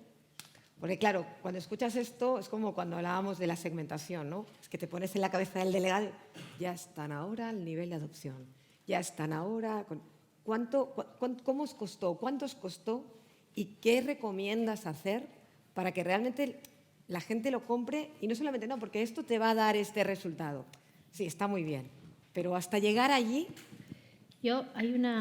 Es una pregunta buenísima y la voy a responder. ¿Cuántos de vosotros en el departamento de Commercial Excellence está incluido formación? Bien, esa es la clave. Los formadores desde el minuto 1 en el proyecto. Nosotros teníamos la suerte de tener 2 formadoras que acabaron sabiendo más de inteligencia artificial que yo, que no es difícil. Tenemos esa maravillosa suerte de que las personas que forman a la organización suelen estar en nuestro propio departamento. Se sientan a nuestro lado y hablamos pocos con ellos. Hay que hablar con ellos. Ellos se fascinan con esto y son unos traductores impresionantes a la organización. Soy fan del departamento de formación, lo defiendo. Creo que tiene que estar dentro de las organizaciones, creo que tiene que estar bien dotado, se le tiene que hacer mucho caso y son clave para este tipo de cosas. Además, es que suele ser gente encantadora. En casi todas las organizaciones, por decir en todas, ¿cierto? Veníamos allí a 2, ¿verdad? Metidas hasta el fondo. 2 Miuras, sí, sí. Sí, creo que por aquí tenían... Hola, soy Rubén García de Dipsen Pharma. Bueno, lo primero, como todos, muchísimas gracias porque ha sido súper iluminador toda la presentación, todo el proceso que habéis seguido, súper práctico de qué os habéis encontrado y la verdad que yo personalmente agradezco un montón y creo que toda la sala también. Una pregunta que tenía, ¿no? Habéis comentado que a veces te encuentras como variables, ¿no? De, pues eso, que sea un producto oncológico, que trata más el acceso, escala de adopción, etcétera, y lo encontréis un poco sobre la marcha. Desde vuestra experiencia, ¿cómo se podría intentar buscar estas variables como ocultas que pueden estar, no falseando, ¿no? Pero afectando al modelo? En lo que habéis aprendido durante este tiempo, yo, por ejemplo, se me ocurre fácilmente, no tiene nada que ver probablemente un modelo por un producto en lanzamiento a un producto que tiene 20 años en el mercado y que puede estar creciendo, ojo, que por mi experiencia los tenemos así. Entonces, ¿cómo manejaríais esto para intentar, a la medida de lo posible, sacar todas las variables claves que pueden afectar a la previsibilidad del modelo? ¿O es simplemente andar el camino y no queda otra? Yo creo que es tan simple como se te tiene que haber ocurrido. ¿Vale? Lo de la inteligencia. O sea, inteligencia normal, no artificial. Sí, que claro, ostras, pues estás hablando de onco. Es que, joder, que es de cajón. ¿Sabes? Y al final el modelo también, lo que os decía, ¿no? Como tienes un grupo de control y tú tienes una métrica, puedes ver muy fácilmente y comparar, bueno, ¿qué pasa si cojo un ciclo, cojo 2 ciclos, cojo 3 ciclos? ¿Cómo acierto más o acierto menos? Es un tema de generar modelos, ya está. Un ejemplo clave aquí son las derivaciones de pacientes. ¿Qué pasa en cáncer de páncreas? ¿A qué hospitales se derivan? Que no tiene que ser los mismos que en talasemia, ¿no? O tiene que ser lo mismo en, yo qué sé, en otra patología. Y esto es una información previa que tienes que tener muy bien tabulada. O sea, al final es eso, tienes que salirte el espontáneo. Yo te voy a dar un punto que es clave y que ellos no lo van a decir, pero yo te lo voy a decir. Y es, si lo haces internamente, tenéis que tener un traductor interno. Es decir, alguien que sepa explicar al equipo interno de desarrollo qué es un Sunnybrick, qué significa el cáncer de páncreas y qué ocurre en Valencia cuando entra un paciente por la puerta del Hospital de la Fe. Si lo haces internamente. Si lo haces externamente con una compañía, preferiblemente que hable tu idioma. Preferiblemente. Segundo, que sean pequeñitos, para que no tengas que hablar con 733 interlocutores en los que se pierde el mensaje. Y a ser posible, si no lo tienen ellos, lo tienes que tener en tu organización, otra vez, un traductor. Es decir, una persona dedicada que entienda el negocio, que en este caso podíamos haber sido Joan y yo, porque yo cuando conocí a Marc, bueno, yo no entendía que hablaba Marc y Marc no entendía que hablaba yo. Tuvimos ahí un momento de yo, este señor no sé qué dice. Y él me miraba como diciendo, no, esta señora no sé qué vende. Pero esto nos pasa, esto es así. Estamos intentando integrar una tecnología en algo de nuestro negocio, no tiene nada que ver. Entonces, como sea, búscate un traductor y a ser posible que todo el mundo hable el mismo idioma. No tiene por qué ser español, pero que todo el mundo hable el mismo idioma. Con fluidez. Muchas gracias. No sé si hay alguna pregunta más. ¿No? Bueno, pues si no hay ninguna pregunta más, pues ahora preguntamos nosotros, ¿no? Aquí estamos, bueno, hemos visto una experiencia y al final muchas veces miramos, pensamos hacia nosotros y decimos, ¿cómo estamos? ¿Estamos muy atrás? ¿Estamos muy adelante? Bueno, yo creo que aquí tenemos una muestra, para los que hacéis estudios de mercado, ¿no? Una muestra representativa. Hay muy distintos laboratorios y nos gustaría saber pues, en qué punto estamos. Para hacer esto, hemos hecho, si cogéis así el móvil, podéis coger las preguntas. Os lanzamos una serie de preguntas y en función de lo que nos contestéis, pues vamos todos los que estamos aquí a comentar. ¿Sí? A ver cuando lo tengáis.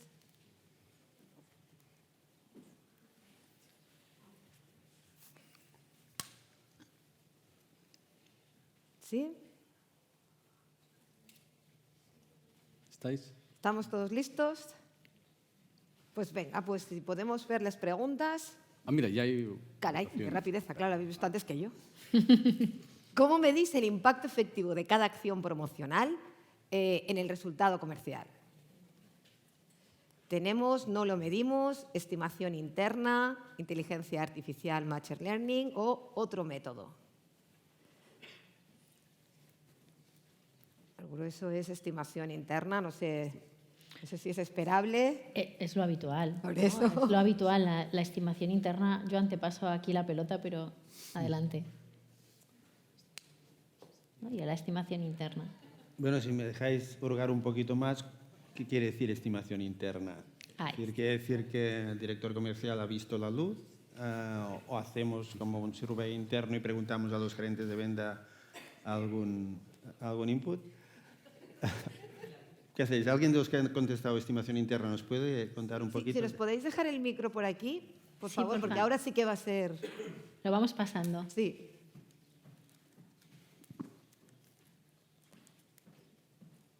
A ver, ¿quién nos cuenta? Allí había uno. Oye, Si hablas alto, yo creo que se puede. Estimación interna, como tú has dicho, pues a lo mejor una encuesta ya no solo al DR cómo lo ha percibido el delegado, sino más bien ellos o los equipos de ventas o de MSLs que han percibido los clientes de esa actividad o de ese evento o de ese impacto promocional en concreto. Eso era lo que iba a decir. Y cuando habláis de otro método, por allá, si vais Bien. moviéndoos vosotros mismos, igual es más, no sé si es más ágil, o si no bajo yo, que no... ¿Quiere hablar? A ver, si no... Sí. No sé si alguien puede ayudar a mover... Al final, la parte de test y control se puede hacer de alguna manera más sencilla. Bueno, todos tenemos el Excel, ¿no? Estimación interna es utilizar, meter en el Excel, pero esto se complica también con el número de variables y demás. Y bueno, al final hay una manera de poder hacerlo, pues es un poco cómo ha funcionado pues lo típico, eventos de lanzamiento, sesiones clínicas, pues donde las has hecho versus los que no las has hecho, pero rascas la superficie, creo. ¿Puedo hacer una pregunta a mano alzada? ¿Cuántos de vosotros tenéis una idea clara del concepto de frecuencia productiva que ha contado Marc? No de frecuencia de targeting académico que llamamos, ¿eh? Y lo aplicáis. Claro, es que está la Conocéis clave. el concepto, qué significa, pero no lo aplicáis. Muy bien. Que para mí esa es la gran clave, ¿no? La clave es en la frecuencia productiva. Yo, a los que me encanta el bloque, no lo medimos estimación interna, porque la estimación interna a veces es no medirlo. A veces es no medirlo. De hecho, son cosas que nos llevan, y miro a mi equipo actual, son cosas que nos llevan mucho tiempo, mucho Excel, y que no se utiliza para toma de decisiones porque tiene una variabilidad y una credibilidad dudable. Y volvemos otra vez al concepto frecuencia productiva. Nosotros en el proyecto desarrollamos dos conceptos porque había que romper, desde el punto de vista de marketing, para los que habéis trabajado, conocéis o os gusta el marketing, hay un tema que se llama framing. Framing significa, se va a reír mi equipo, framing significa qué entiendes tú por algo. Y esta es la pregunta que más le hago a la organización cuando me siento con ellos, ¿no? Y lo pueden decir ellos. Yo me siento y me dicen, no, porque esto es un tema de eficacia. Y digo, ¿qué entiendes tú por eficacia? ¿Qué entiendes tú por frecuencia? ¿Por qué lo digo? Lo digo porque hemos estado hablando de ROI, cada uno interpretamos el ROI de una manera, hablamos de frecuencias, cada uno interpreta frecuencias de una manera. Entonces, ¿qué hicimos? Una de las cosas que fue muy válida en el proyecto y que creo que sí de validez y que está muy bien que os lo hayan explicado es conceptualizamos diferentes cosas. Por ejemplo, Real Return on Investment, porque era el real. Frecuencia productiva no es cuánto vendes, es cuánto puedes vender sobre lo que hemos estado llamando carryover. Empezamos a construir un concepto distinto de carryover, porque ¿qué significa carryover? Carryover significa, si yo no hago nada, ¿cómo continúa la venta, verdad? Pero, ¿es real que no voy a hacer nada de nada? ¿Es real que yo me voy a retirar? Típico momento de no hay delegado en Murcia, vamos a medir qué pasa 6 meses sin el delegado.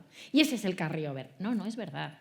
Que no haya delegado no significa que no se hayan hecho cosas, que no se haya puesto un protocolo, que no haya... Entonces, cambiamos incluso ese concepto, ¿no? Empezamos a llamarlo drill, ¿verdad? Que era qué drift, qué tendencia o qué movimiento está siguiendo la venta independientemente de nosotros. Entonces, para medir el impacto efectivo de cada acción, o utilizamos métricas y lenguajes que todos estamos alineados, o se convierte otra vez en algo muy variable. Entonces, yo os animo en las organizaciones, llamadlo como queráis, pero empezáis a generar conceptos más tangibles, más acercados, y ya podemos, porque hasta ahora era una ciencia ficción, ¿no? No sé, yo he tenido sesiones infinitas de ROI, por Dios.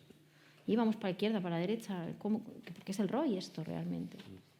Empezar a decir, mira, en esta organización ROI significa esto, en todas las divisiones, en todos los delegados, en todos los sitios. Como recomendación, para empezar. Pues lanzamos otra Dale, pregunta. Melania. ¿Sí? ¿Cómo determináis qué acción promocional se debe aplicar en cada ciclo para maximizar las ventas en cada segmento objetivo? Fácil, ¿eh? Esta es muy fácil. Vamos a leer otra vez. La leemos de nuevo. ¿Cómo determináis qué acción promocional se debe aplicar en cada ciclo para maximizar las ventas en cada segmento objetivo? Targeting según criterios de segmentación, inteligencia artificial, ajustes basados en resultados, otro método.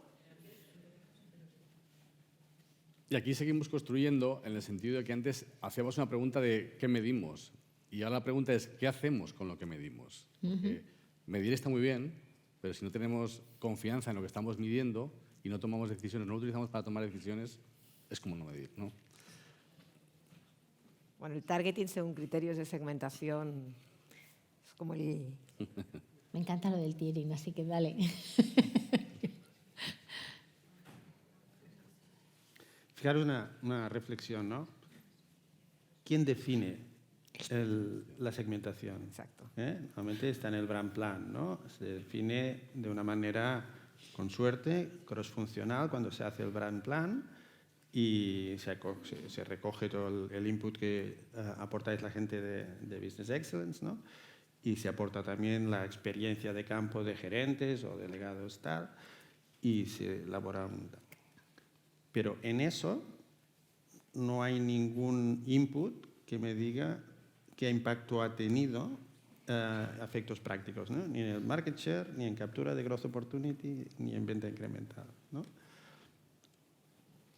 Y luego dices, por eso le llamamos nosotros targeting académico, ¿no?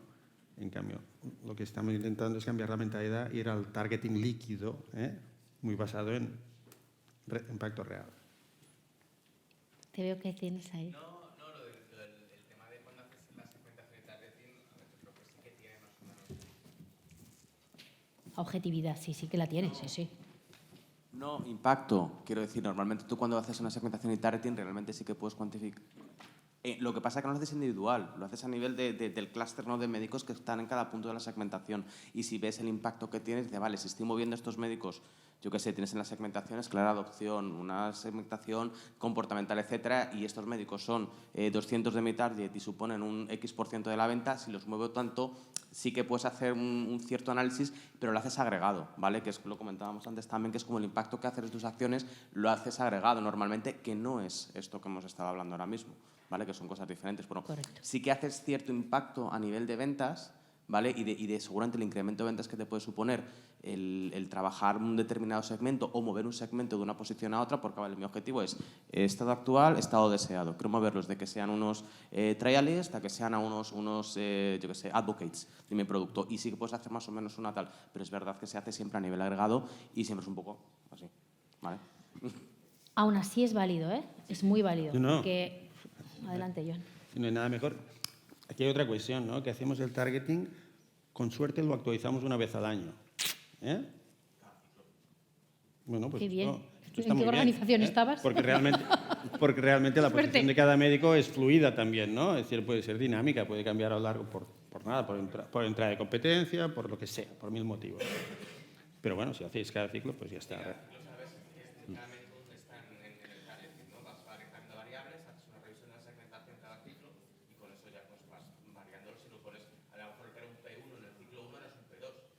Esto a mí me parece lo que o sea, te felicito. Te No, está felicito muy bien. abiertamente. El targeting es vivo, tiene que ser vivo. Y las complicaciones técnicas de la ejecución y la implementación del targeting a veces nos llevan a alargarlo demasiado en el tiempo. Y luego las complicaciones también mentales, ¿no? Si este está en un hospital de alto potencial, no lo puedo poner en un tiering bajo. Pues sí que puedes, porque sí que puedes por nivel de adopción. Entonces, lo que sí que hay que asegurarse, y volvemos otra vez, ¿no?, un poco a lo que comentábamos, es a que los parámetros que decidimos para elegir el tiering sean lo más razonables posibles, todo el mundo entienda lo mismo y no tengamos el momento de voy a ponerle T3 a este para no ir a verlo. Que es el clásico. El clásico. O al revés. No, es que yo tengo un T2 en Toledo que debería de ser un TOE1, pero como está en Toledo y el potencial y el objetivo del hospital es bajo, pues nunca va a llegar a un T1. Y sí que lo es, porque en proporción o en su propio territorio lo es. Entonces, sí que es verdad que yo no estoy en desacuerdo, sí que me gustan mucho los resultados. Si podemos incluir resultados en el tiering, para mí es la clave, sin lugar a dudas. ¿Más preguntas? ¿Cómo distribuís la capacidad promocional disponible, sobre el número de visitas, entre los diferentes hospitales y médicos para maximizar crecimientos? Targeting y segmentación. Inteligencia artificial, a criterio del delegado o del gerente, o otro método. El que ha votado eso, yo le invito luego a 3 cervezas voy a pagar. Cuidado. Es que la verdad. Igual corrigen Es que la verdad, lo siento, de verdad, yo que estoy del otro lado, es la verdad. Que lo estaba dejando. Sí, es que lo siento, no he podido esperar al final de la votación, se están apuntando más a la cerveza, veo. 5. Queremos que se haga de color azul, pero acaba siendo de color rojo. Y además es una pelea muy difícil. Es una pelea en la que a veces acabamos renunciando, ¿no? Vuelvo a la cultura de la organización y a la inteligencia que decía Joan. Nosotros decimos, número de visitas, tiene que ver a este tantas veces. Y luego está el a propósito de un caso y la casuística. Yo no sé si os pasa, pero ¿cuántas excepciones hay?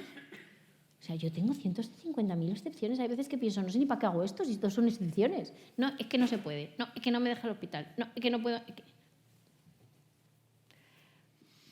Yo, como directora comercial, y como digo, os animo a que, mostrando la data, le abráis los ojos a la organización. Tenéis el poder de la data en vuestras manos. Explicar a vuestros equipos comerciales y a vuestros directores comerciales que no puede haber en un territorio más de 4 excepciones. No puede, no debería. Porque si no, ¿de qué sirve todo el supertrabajo que hacéis de dato para la analítica? Es que no puede. Y si la hay, entonces tendremos que tratar ese territorio de una forma diferente. Y tenéis el dato en las manos. La verdad está en el dato. O sea, hacedlo y en la medida de lo posible. Pero bueno, aparte de esto... ¿no? La inteligencia que dice Joan, no hay que pensar antes. Yo, una de las cosas que este proyecto me ayudó mucho a comprender y también animo a poner este tipo de proyectos en marcha en las organizaciones porque abre los ojos de la organización. Y cuando los gerentes se reunían con Marc, y Marc mostraba la verdad, ¿no? Digamos, yo siempre digo lo mismo, ¿no? La báscula, tú te subes a la báscula y el número que sale es el que sale. Te puede gustar o no, pero es el que sale. Luego podrás explicar, ¿no? Como decía Johan Cruyff, no está el tema en el jugador, está en la pelota. Johan Cruyff, que era un gran entrenador, que a mí me parece mucho que es un tío inteligente, siempre decía, nos sentimos acusados de que no hacemos las cosas bien cuando hemos cambiado el tal. Entonces, la primera es la defensiva. No, yo lo he hecho bien. A ver, usted se ha subido a la báscula y pesa 7 kilos más. Algo ha hecho. No es culpa suya, estupendo, no pasa nada, nadie le está echando a usted la culpa. Es que le hemos puesto de comer todos los días macarrones. Cierto, esta organización debería de poner otras cosas que no sean macarrones. Pues vamos a hacerlo. Saquemos la culpa, hablemos del dato y con la inteligencia artificial, si además es que es tan visible porque en ese momento ya le están diciendo frecuencia, tier 1, frecuencia 8 veces en el ciclo. Vale, ¿cuántas veces ha ido? 6. Porque no ha podido ir más. Bueno, entonces es que o no es el tier o no es la frecuencia. ¿Qué pasa? Bueno, ya, es que ha ido el MSL. No, bueno, es que resulta que el hospital no dejaba. Cuando tienes el programa de Marc, como tenía yo en mis manos, y salía allí, yo decía, me contáis lo que queráis, pero es que la báscula marca 7 kilos más. O sea, y se ponía todo el mundo a dieta. Antes, aspectos preguntado, ¿no? Aprendizajes y tal, ¿no? Yo diría que hemos hablado de inteligencia natural, hemos hablado de cultura del dato, ¿no? Y alguien ayer habló de humildad. También. Humildad y autocrítica. Yo creo que son 3 elementos clave cuando te metes en este jardín, ¿no? Es asumir que aquí se ha hecho así toda la vida, ¿no? O yo sé cómo soy tal y llevo 20 años, pues sé un montón. Pues no. Yo creo que cultura, inteligencia natural y humildad y autocrítica. A todos los niveles, ¿eh? En base a tu pregunta, disculpa. No. Una pregunta os voy a hacer, porque uno de los aprendizajes era definir muy bien los KPIs upfront, al principio, ¿no? Pero en este camino, cuando empezáis a ver correlaciones y cosas raras en el sentido de que no esperaba que el impacto de cambiar uno de los parámetros me dé otras cosas. ¿Habéis cambiado KPIs? ¿Ha habido KPIs que nunca habíais medido y los habéis incorporado en vuestro dashboard porque realmente son importantes? Yo creo que empezamos con el ejercicio conceptual de decir, ¿por qué hacemos todo eso?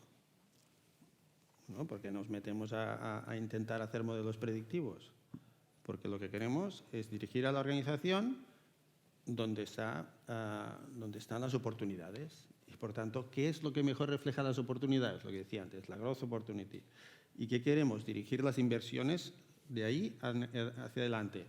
¿Qué es lo que vamos a medir? Venta incremental. Esto lo tuvimos claro de entrada y de ahí no nos hemos movido. Sí. Puedes luego añadir, ¿no? Incremento de penetración, ¿no? Otras cosas, pero al final son accesorias. Más preguntas. ¿Cómo determináis la dimensión que debe tener una fuerza de ventas para la promoción de un producto farmacéutico? Aquí ya estamos yendo a dimensionamiento de redes, en función del número de clientes a visitar, inteligencia artificial, por el presupuesto disponible o otro método. Aquí no hay cerveza. No. Aquí todas son válidas, la verdad. Y las otras también. Lo que pasa es que hay que mover del rojo al azul de verdad. Mover de verdad.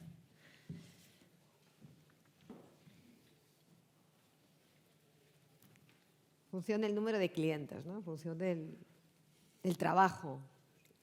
Bueno, hay otros métodos por ahí, ¿eh? Si alguien se anima Ahora a comentarnos. preguntaremos esos otros métodos. Bueno, si hay algún caso mixto que utilizáis las dos variables, luego sería el otro método, ¿eh? Claro.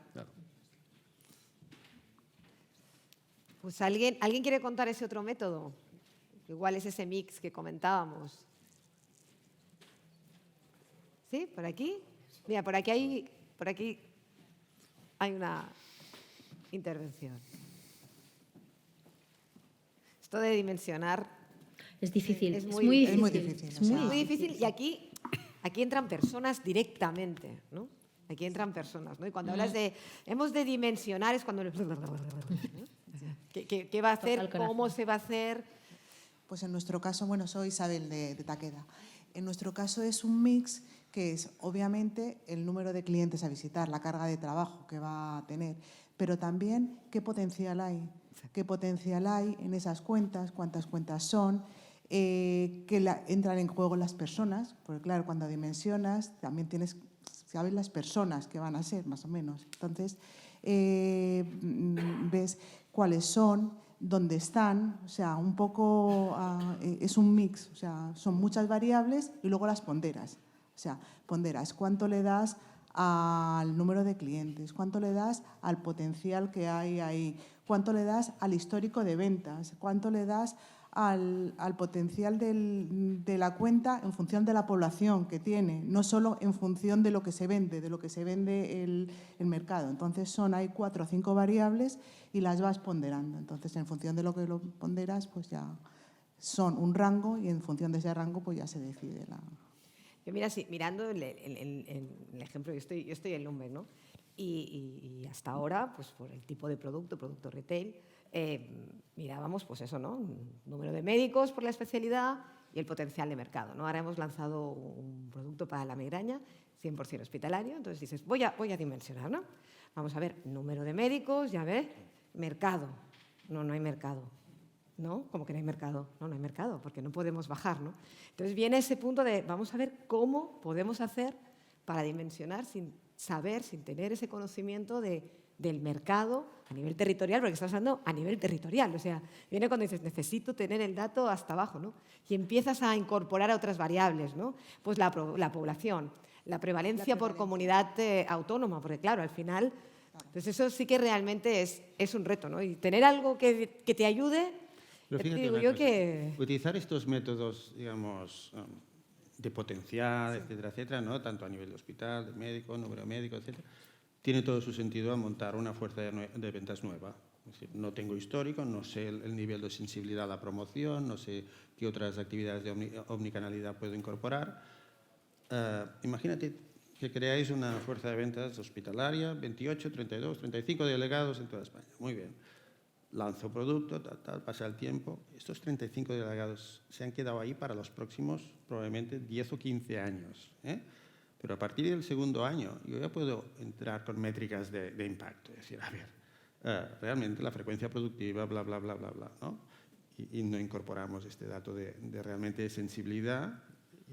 Y si pensáis desde un punto de vista de inversión, ¿cuál es el primer coste que tiene una empresa farmacéutica, no? Probablemente, pues, investigación y desarrollo o compra de otros productos, ¿no? A terceros.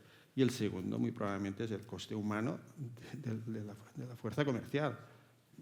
Y no se está optimizando con las herramientas que hay disponibles, ¿no?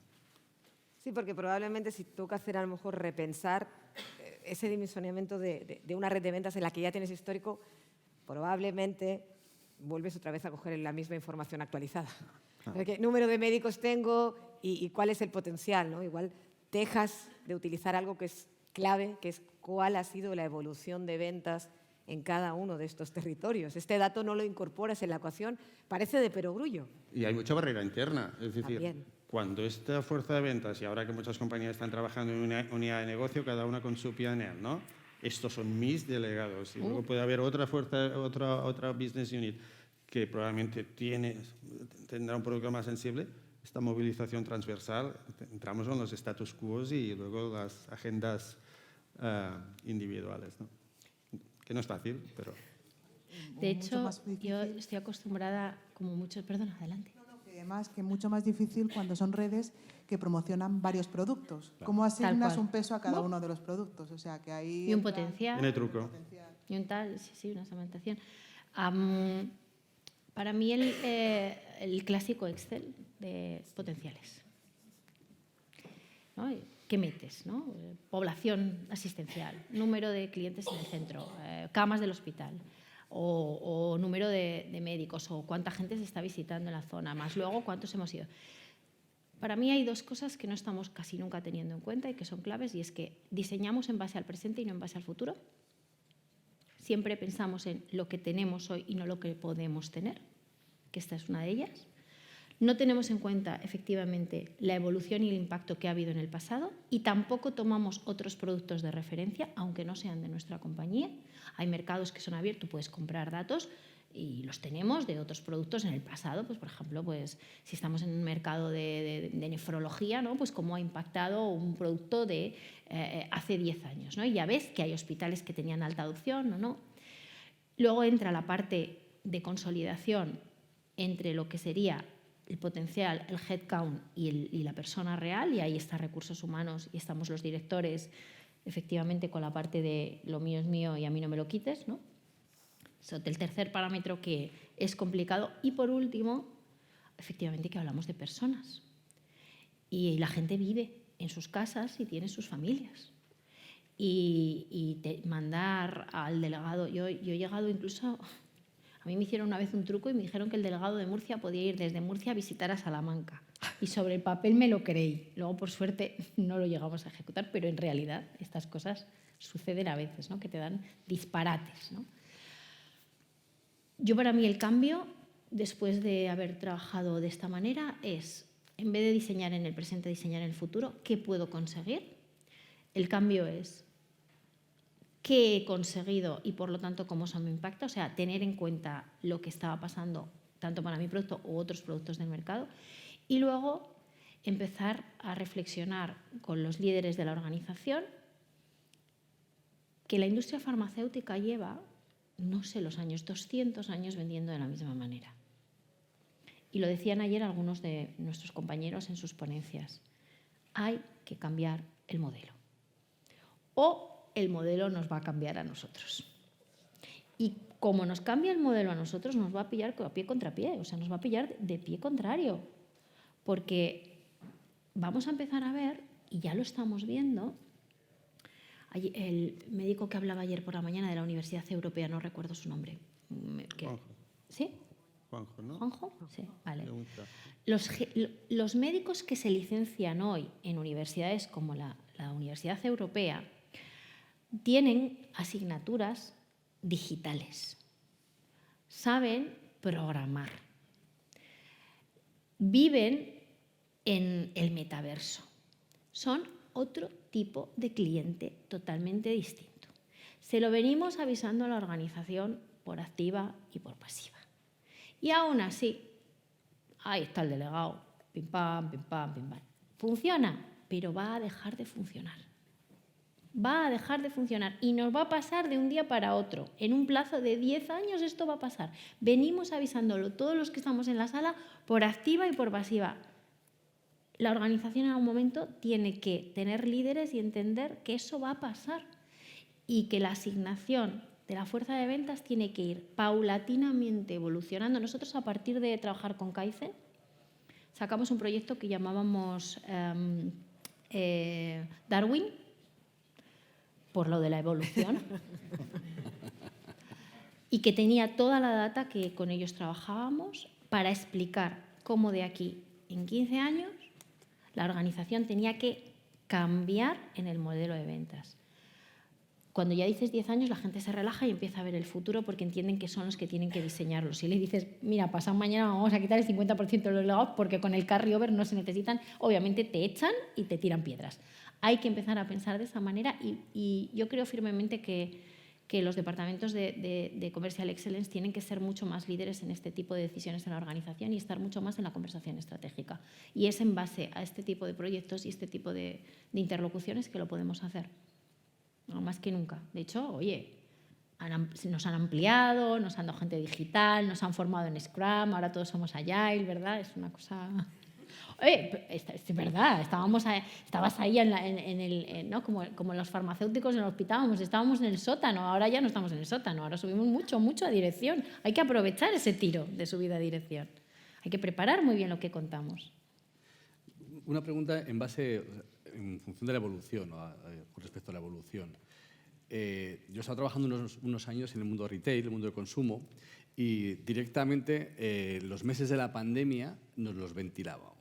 Decíamos, aquí no se vendió, pero lo vamos a quitar, porque las proyecciones de ventas estaban sobre un baseline de 2020 muy es mucho ruido para este tipo de proyectos, ¿no? ¿Cómo lo gestionáis eso? ¿Habéis detectado unos cambios y habéis dicho, esta información no me vale para generar los modelos? ¿O los habéis enchufado igual y ha detectado el modelo de ruidos? ¿Cómo se gestiona ese tipo de cosas? Es que no va a haber muchas más, pero bueno. No, aquí la clave fue que pasamos de un modelo que era un 95% face-to-face y el resto vamos a hacer los inventos que nos dicen desde internacional, ¿vale? A un 0% face-to-face y apáñate como puedas, Claro. ¿vale? Y después vuelve a retomar un poco el face-to-face, que es sobre la plataforma que construyes un poco la confianza para atacar por otros canales, ¿no? Claro, el tema está en que esto lo tienes que tratar de una manera diferente, el periodo del COVID. Y ahí es donde entran los pesos que asignas a la time series dentro del modelo. O sea, eres capaz de minimizar, bajar el ruido, ¿no? Bajar el volumen de ese ruido. Exacto. Para que no impacten las curvas. Y de hecho, como realmente esto, vuelvo a insistir, ¿no? Es como si estuvieras haciendo un forecast multivariable. Tiene más peso el dato más reciente, ¿vale?, que lo que pasó hace 2 años. Lo que hace 2 años te da la tendencia, pero realmente, claro, te acerca mucho más el dato más reciente y te lo puedes creer más. Pues os lanzo otra pregunta más. Vamos de tiempos. ¿Cómo determináis qué peso asignar a cada producto de un mismo equipo de ventas para maximizar el crecimiento del portfolio de dicho equipo?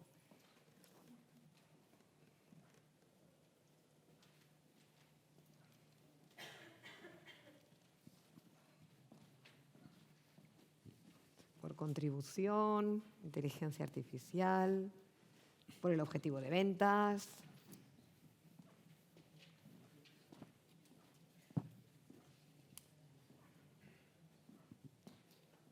El objetivo de ventas era mayor volumen, ¿no?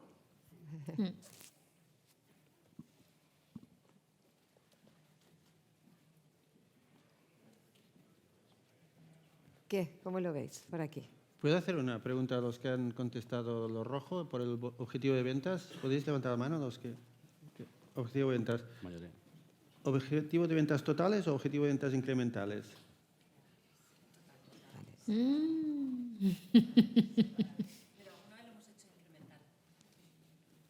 ¿Y qué creéis que tiene más sentido?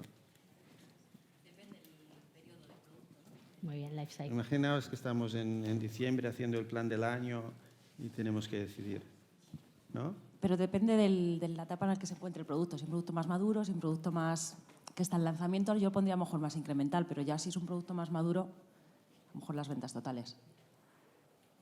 Claro, pero igual pides crecer menos, pero el volumen que tiene de ventas es muy alto. Sí, sí. Por tanto, no debes... Que va a crecer menos, que puede hay una sonar. menor venta incremental. Que sea más agresiva, más defensiva, etc. Muy bien. Pues, Hay un comentario por ahí. pues perdón. Nos quedan 10 minutos, ¿no? Creo que acabamos ahí cuarto. O sea que, muy bien. Hola, muchas gracias por la presentación a todos, estupendo.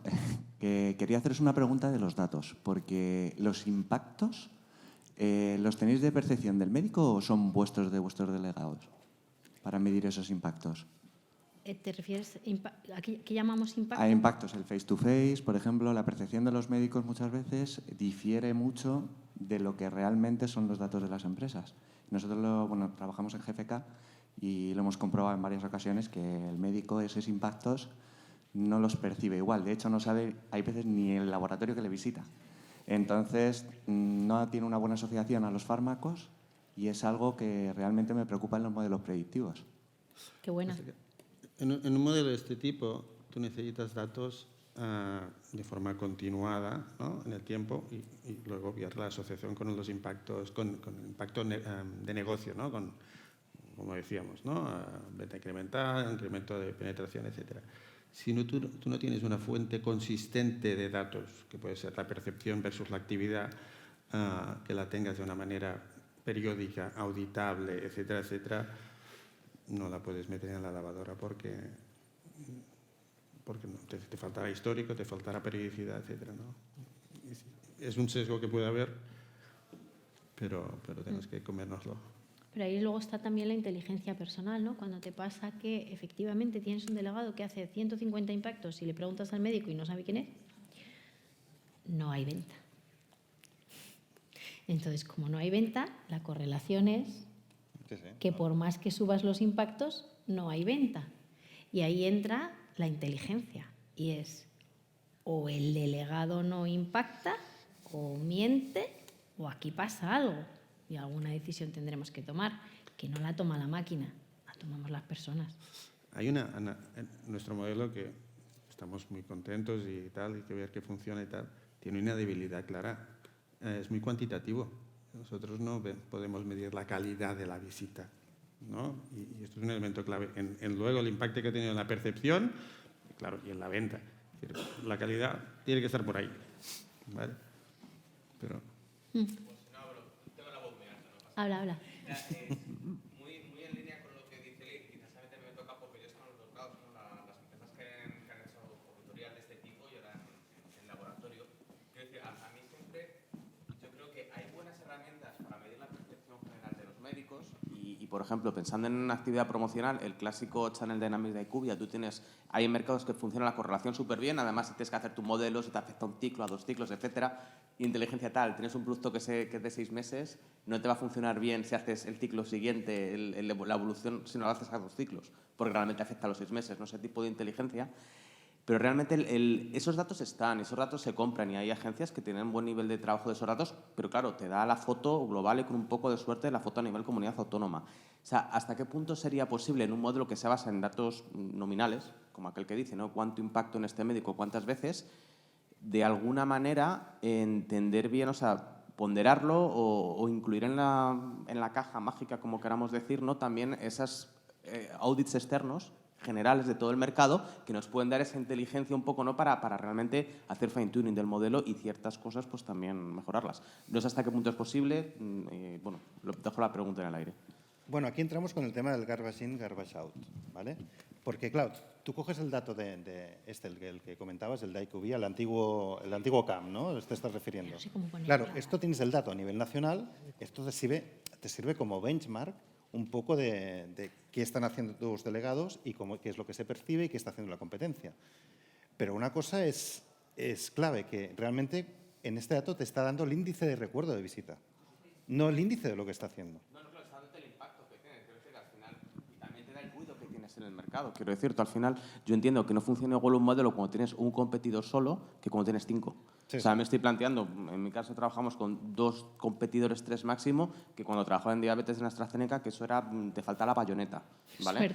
¿Vale? O sea, que quiero decir, o sea, al final son cosas de estas que al final, que el audit externo sí que te da la foto general y realmente yo creo que también es una foto interesante, ¿no? Porque al final es súper importante, sí, yo estoy machacando aquí con mis delegados 10 veces al día, etcétera, pero es que no se acuerdan de mi visita y sin embargo este otro, al final hay una parte de novedad, por ejemplo, si un lanzamiento en tu mercado, seguramente el médico va a recordar mucho más ese lanzamiento novedoso, entonces quizás ese tipo de variables el audit externo nos puede dar información que puede ser interesante. Sí, pero ¿por qué comentaba lo del garbage in, garbage out? Claro, el problema es que tú tienes un dato nacional o en primaria a nivel de comunidad autónoma, claro, y esto lo tienes que bajar a cuenta.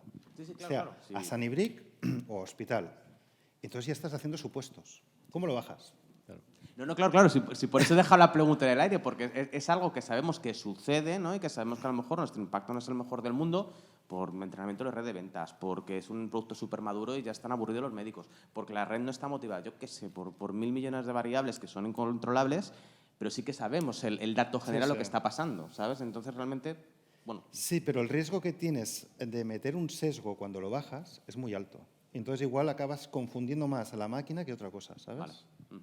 Si tuvieras el dato a nivel de cuenta, a nivel de Sanibric, es perfecto. No, claro. Es perfecto.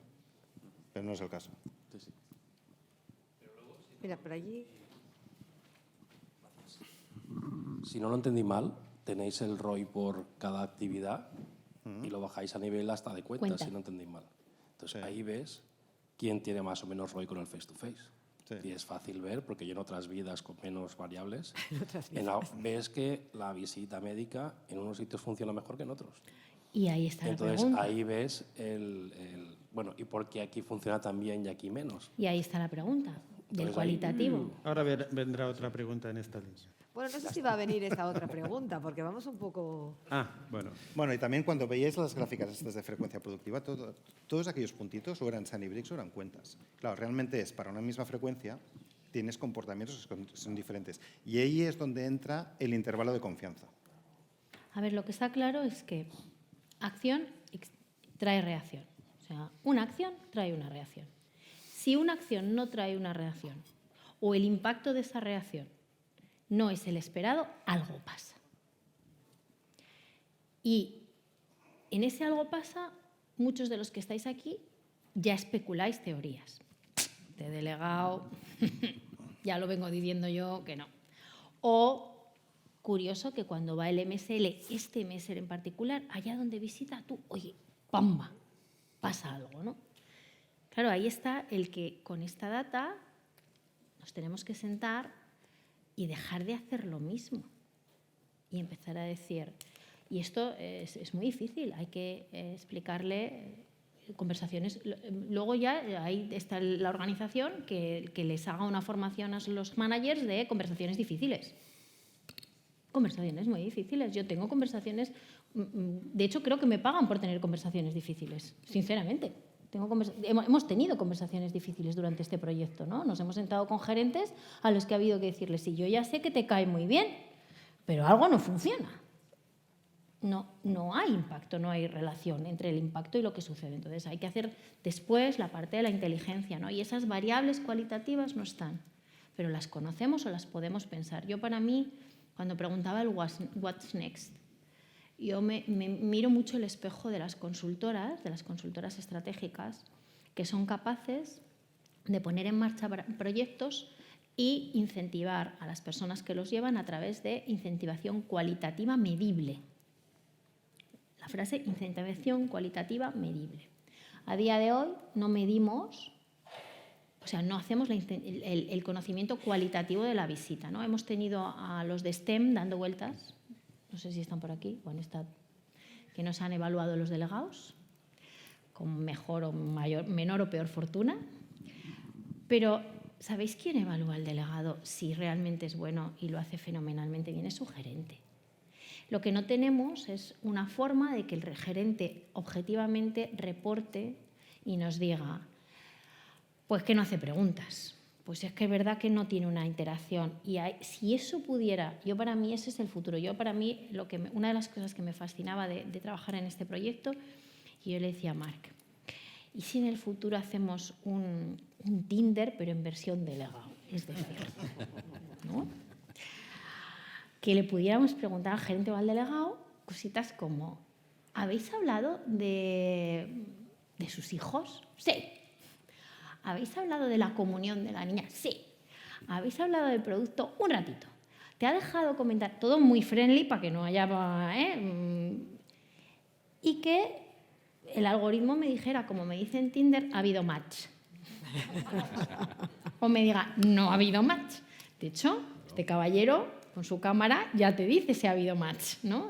¿A qué cara ha puesto, ¿no? Yo, cuando tienes relación con médicos te dicen, hay un delegado que me viene a ver y según empieza a hablar desconecto. Es que te lo dicen, además te dice, y le ves la cara de muerto. Eso seguro que lo podéis medir. Efectivamente. Pero para mí ese es ya el what's next. Y yo creo que se podrá hacer, que podremos cuantitivizar la cualidad de la visita sin STEM. Sin un tío allí que no sabías muy bien qué hacía. Claro, por lo menos. Los que habéis hecho STEM, no sé si lo habéis hecho, pero claro, iba allí aquel señor, ¿no? que encima no sabía de la industria farmacéutica y te decía el delegado, ¿y este quién es? Era todo un chiste.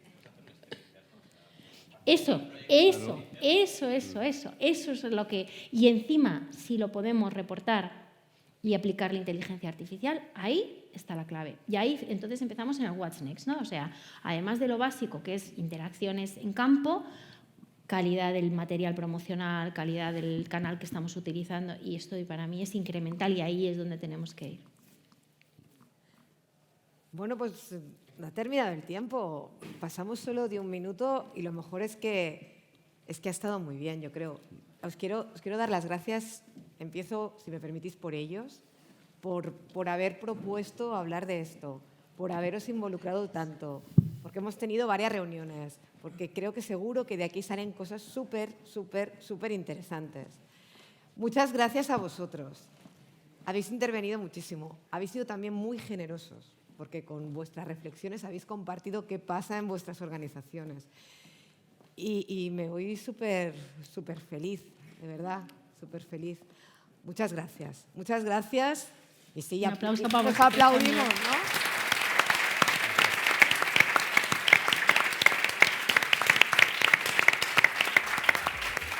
Y ahora, os cuento a nivel logístico. Ahora está a las 12:15, están los stands, ¿sí? Si alguien tiene que recoger la maleta, pues que aproveche y la recoja. Y luego nos volvemos a encontrar aquí. La última ponencia antes de terminar va de inteligencia humana versus inteligencia artificial. También os la recomiendo mucho. Así que nos vemos en... Muchas gracias. Gracias. Enhorabuena, chicos. Muy bien. A ti también.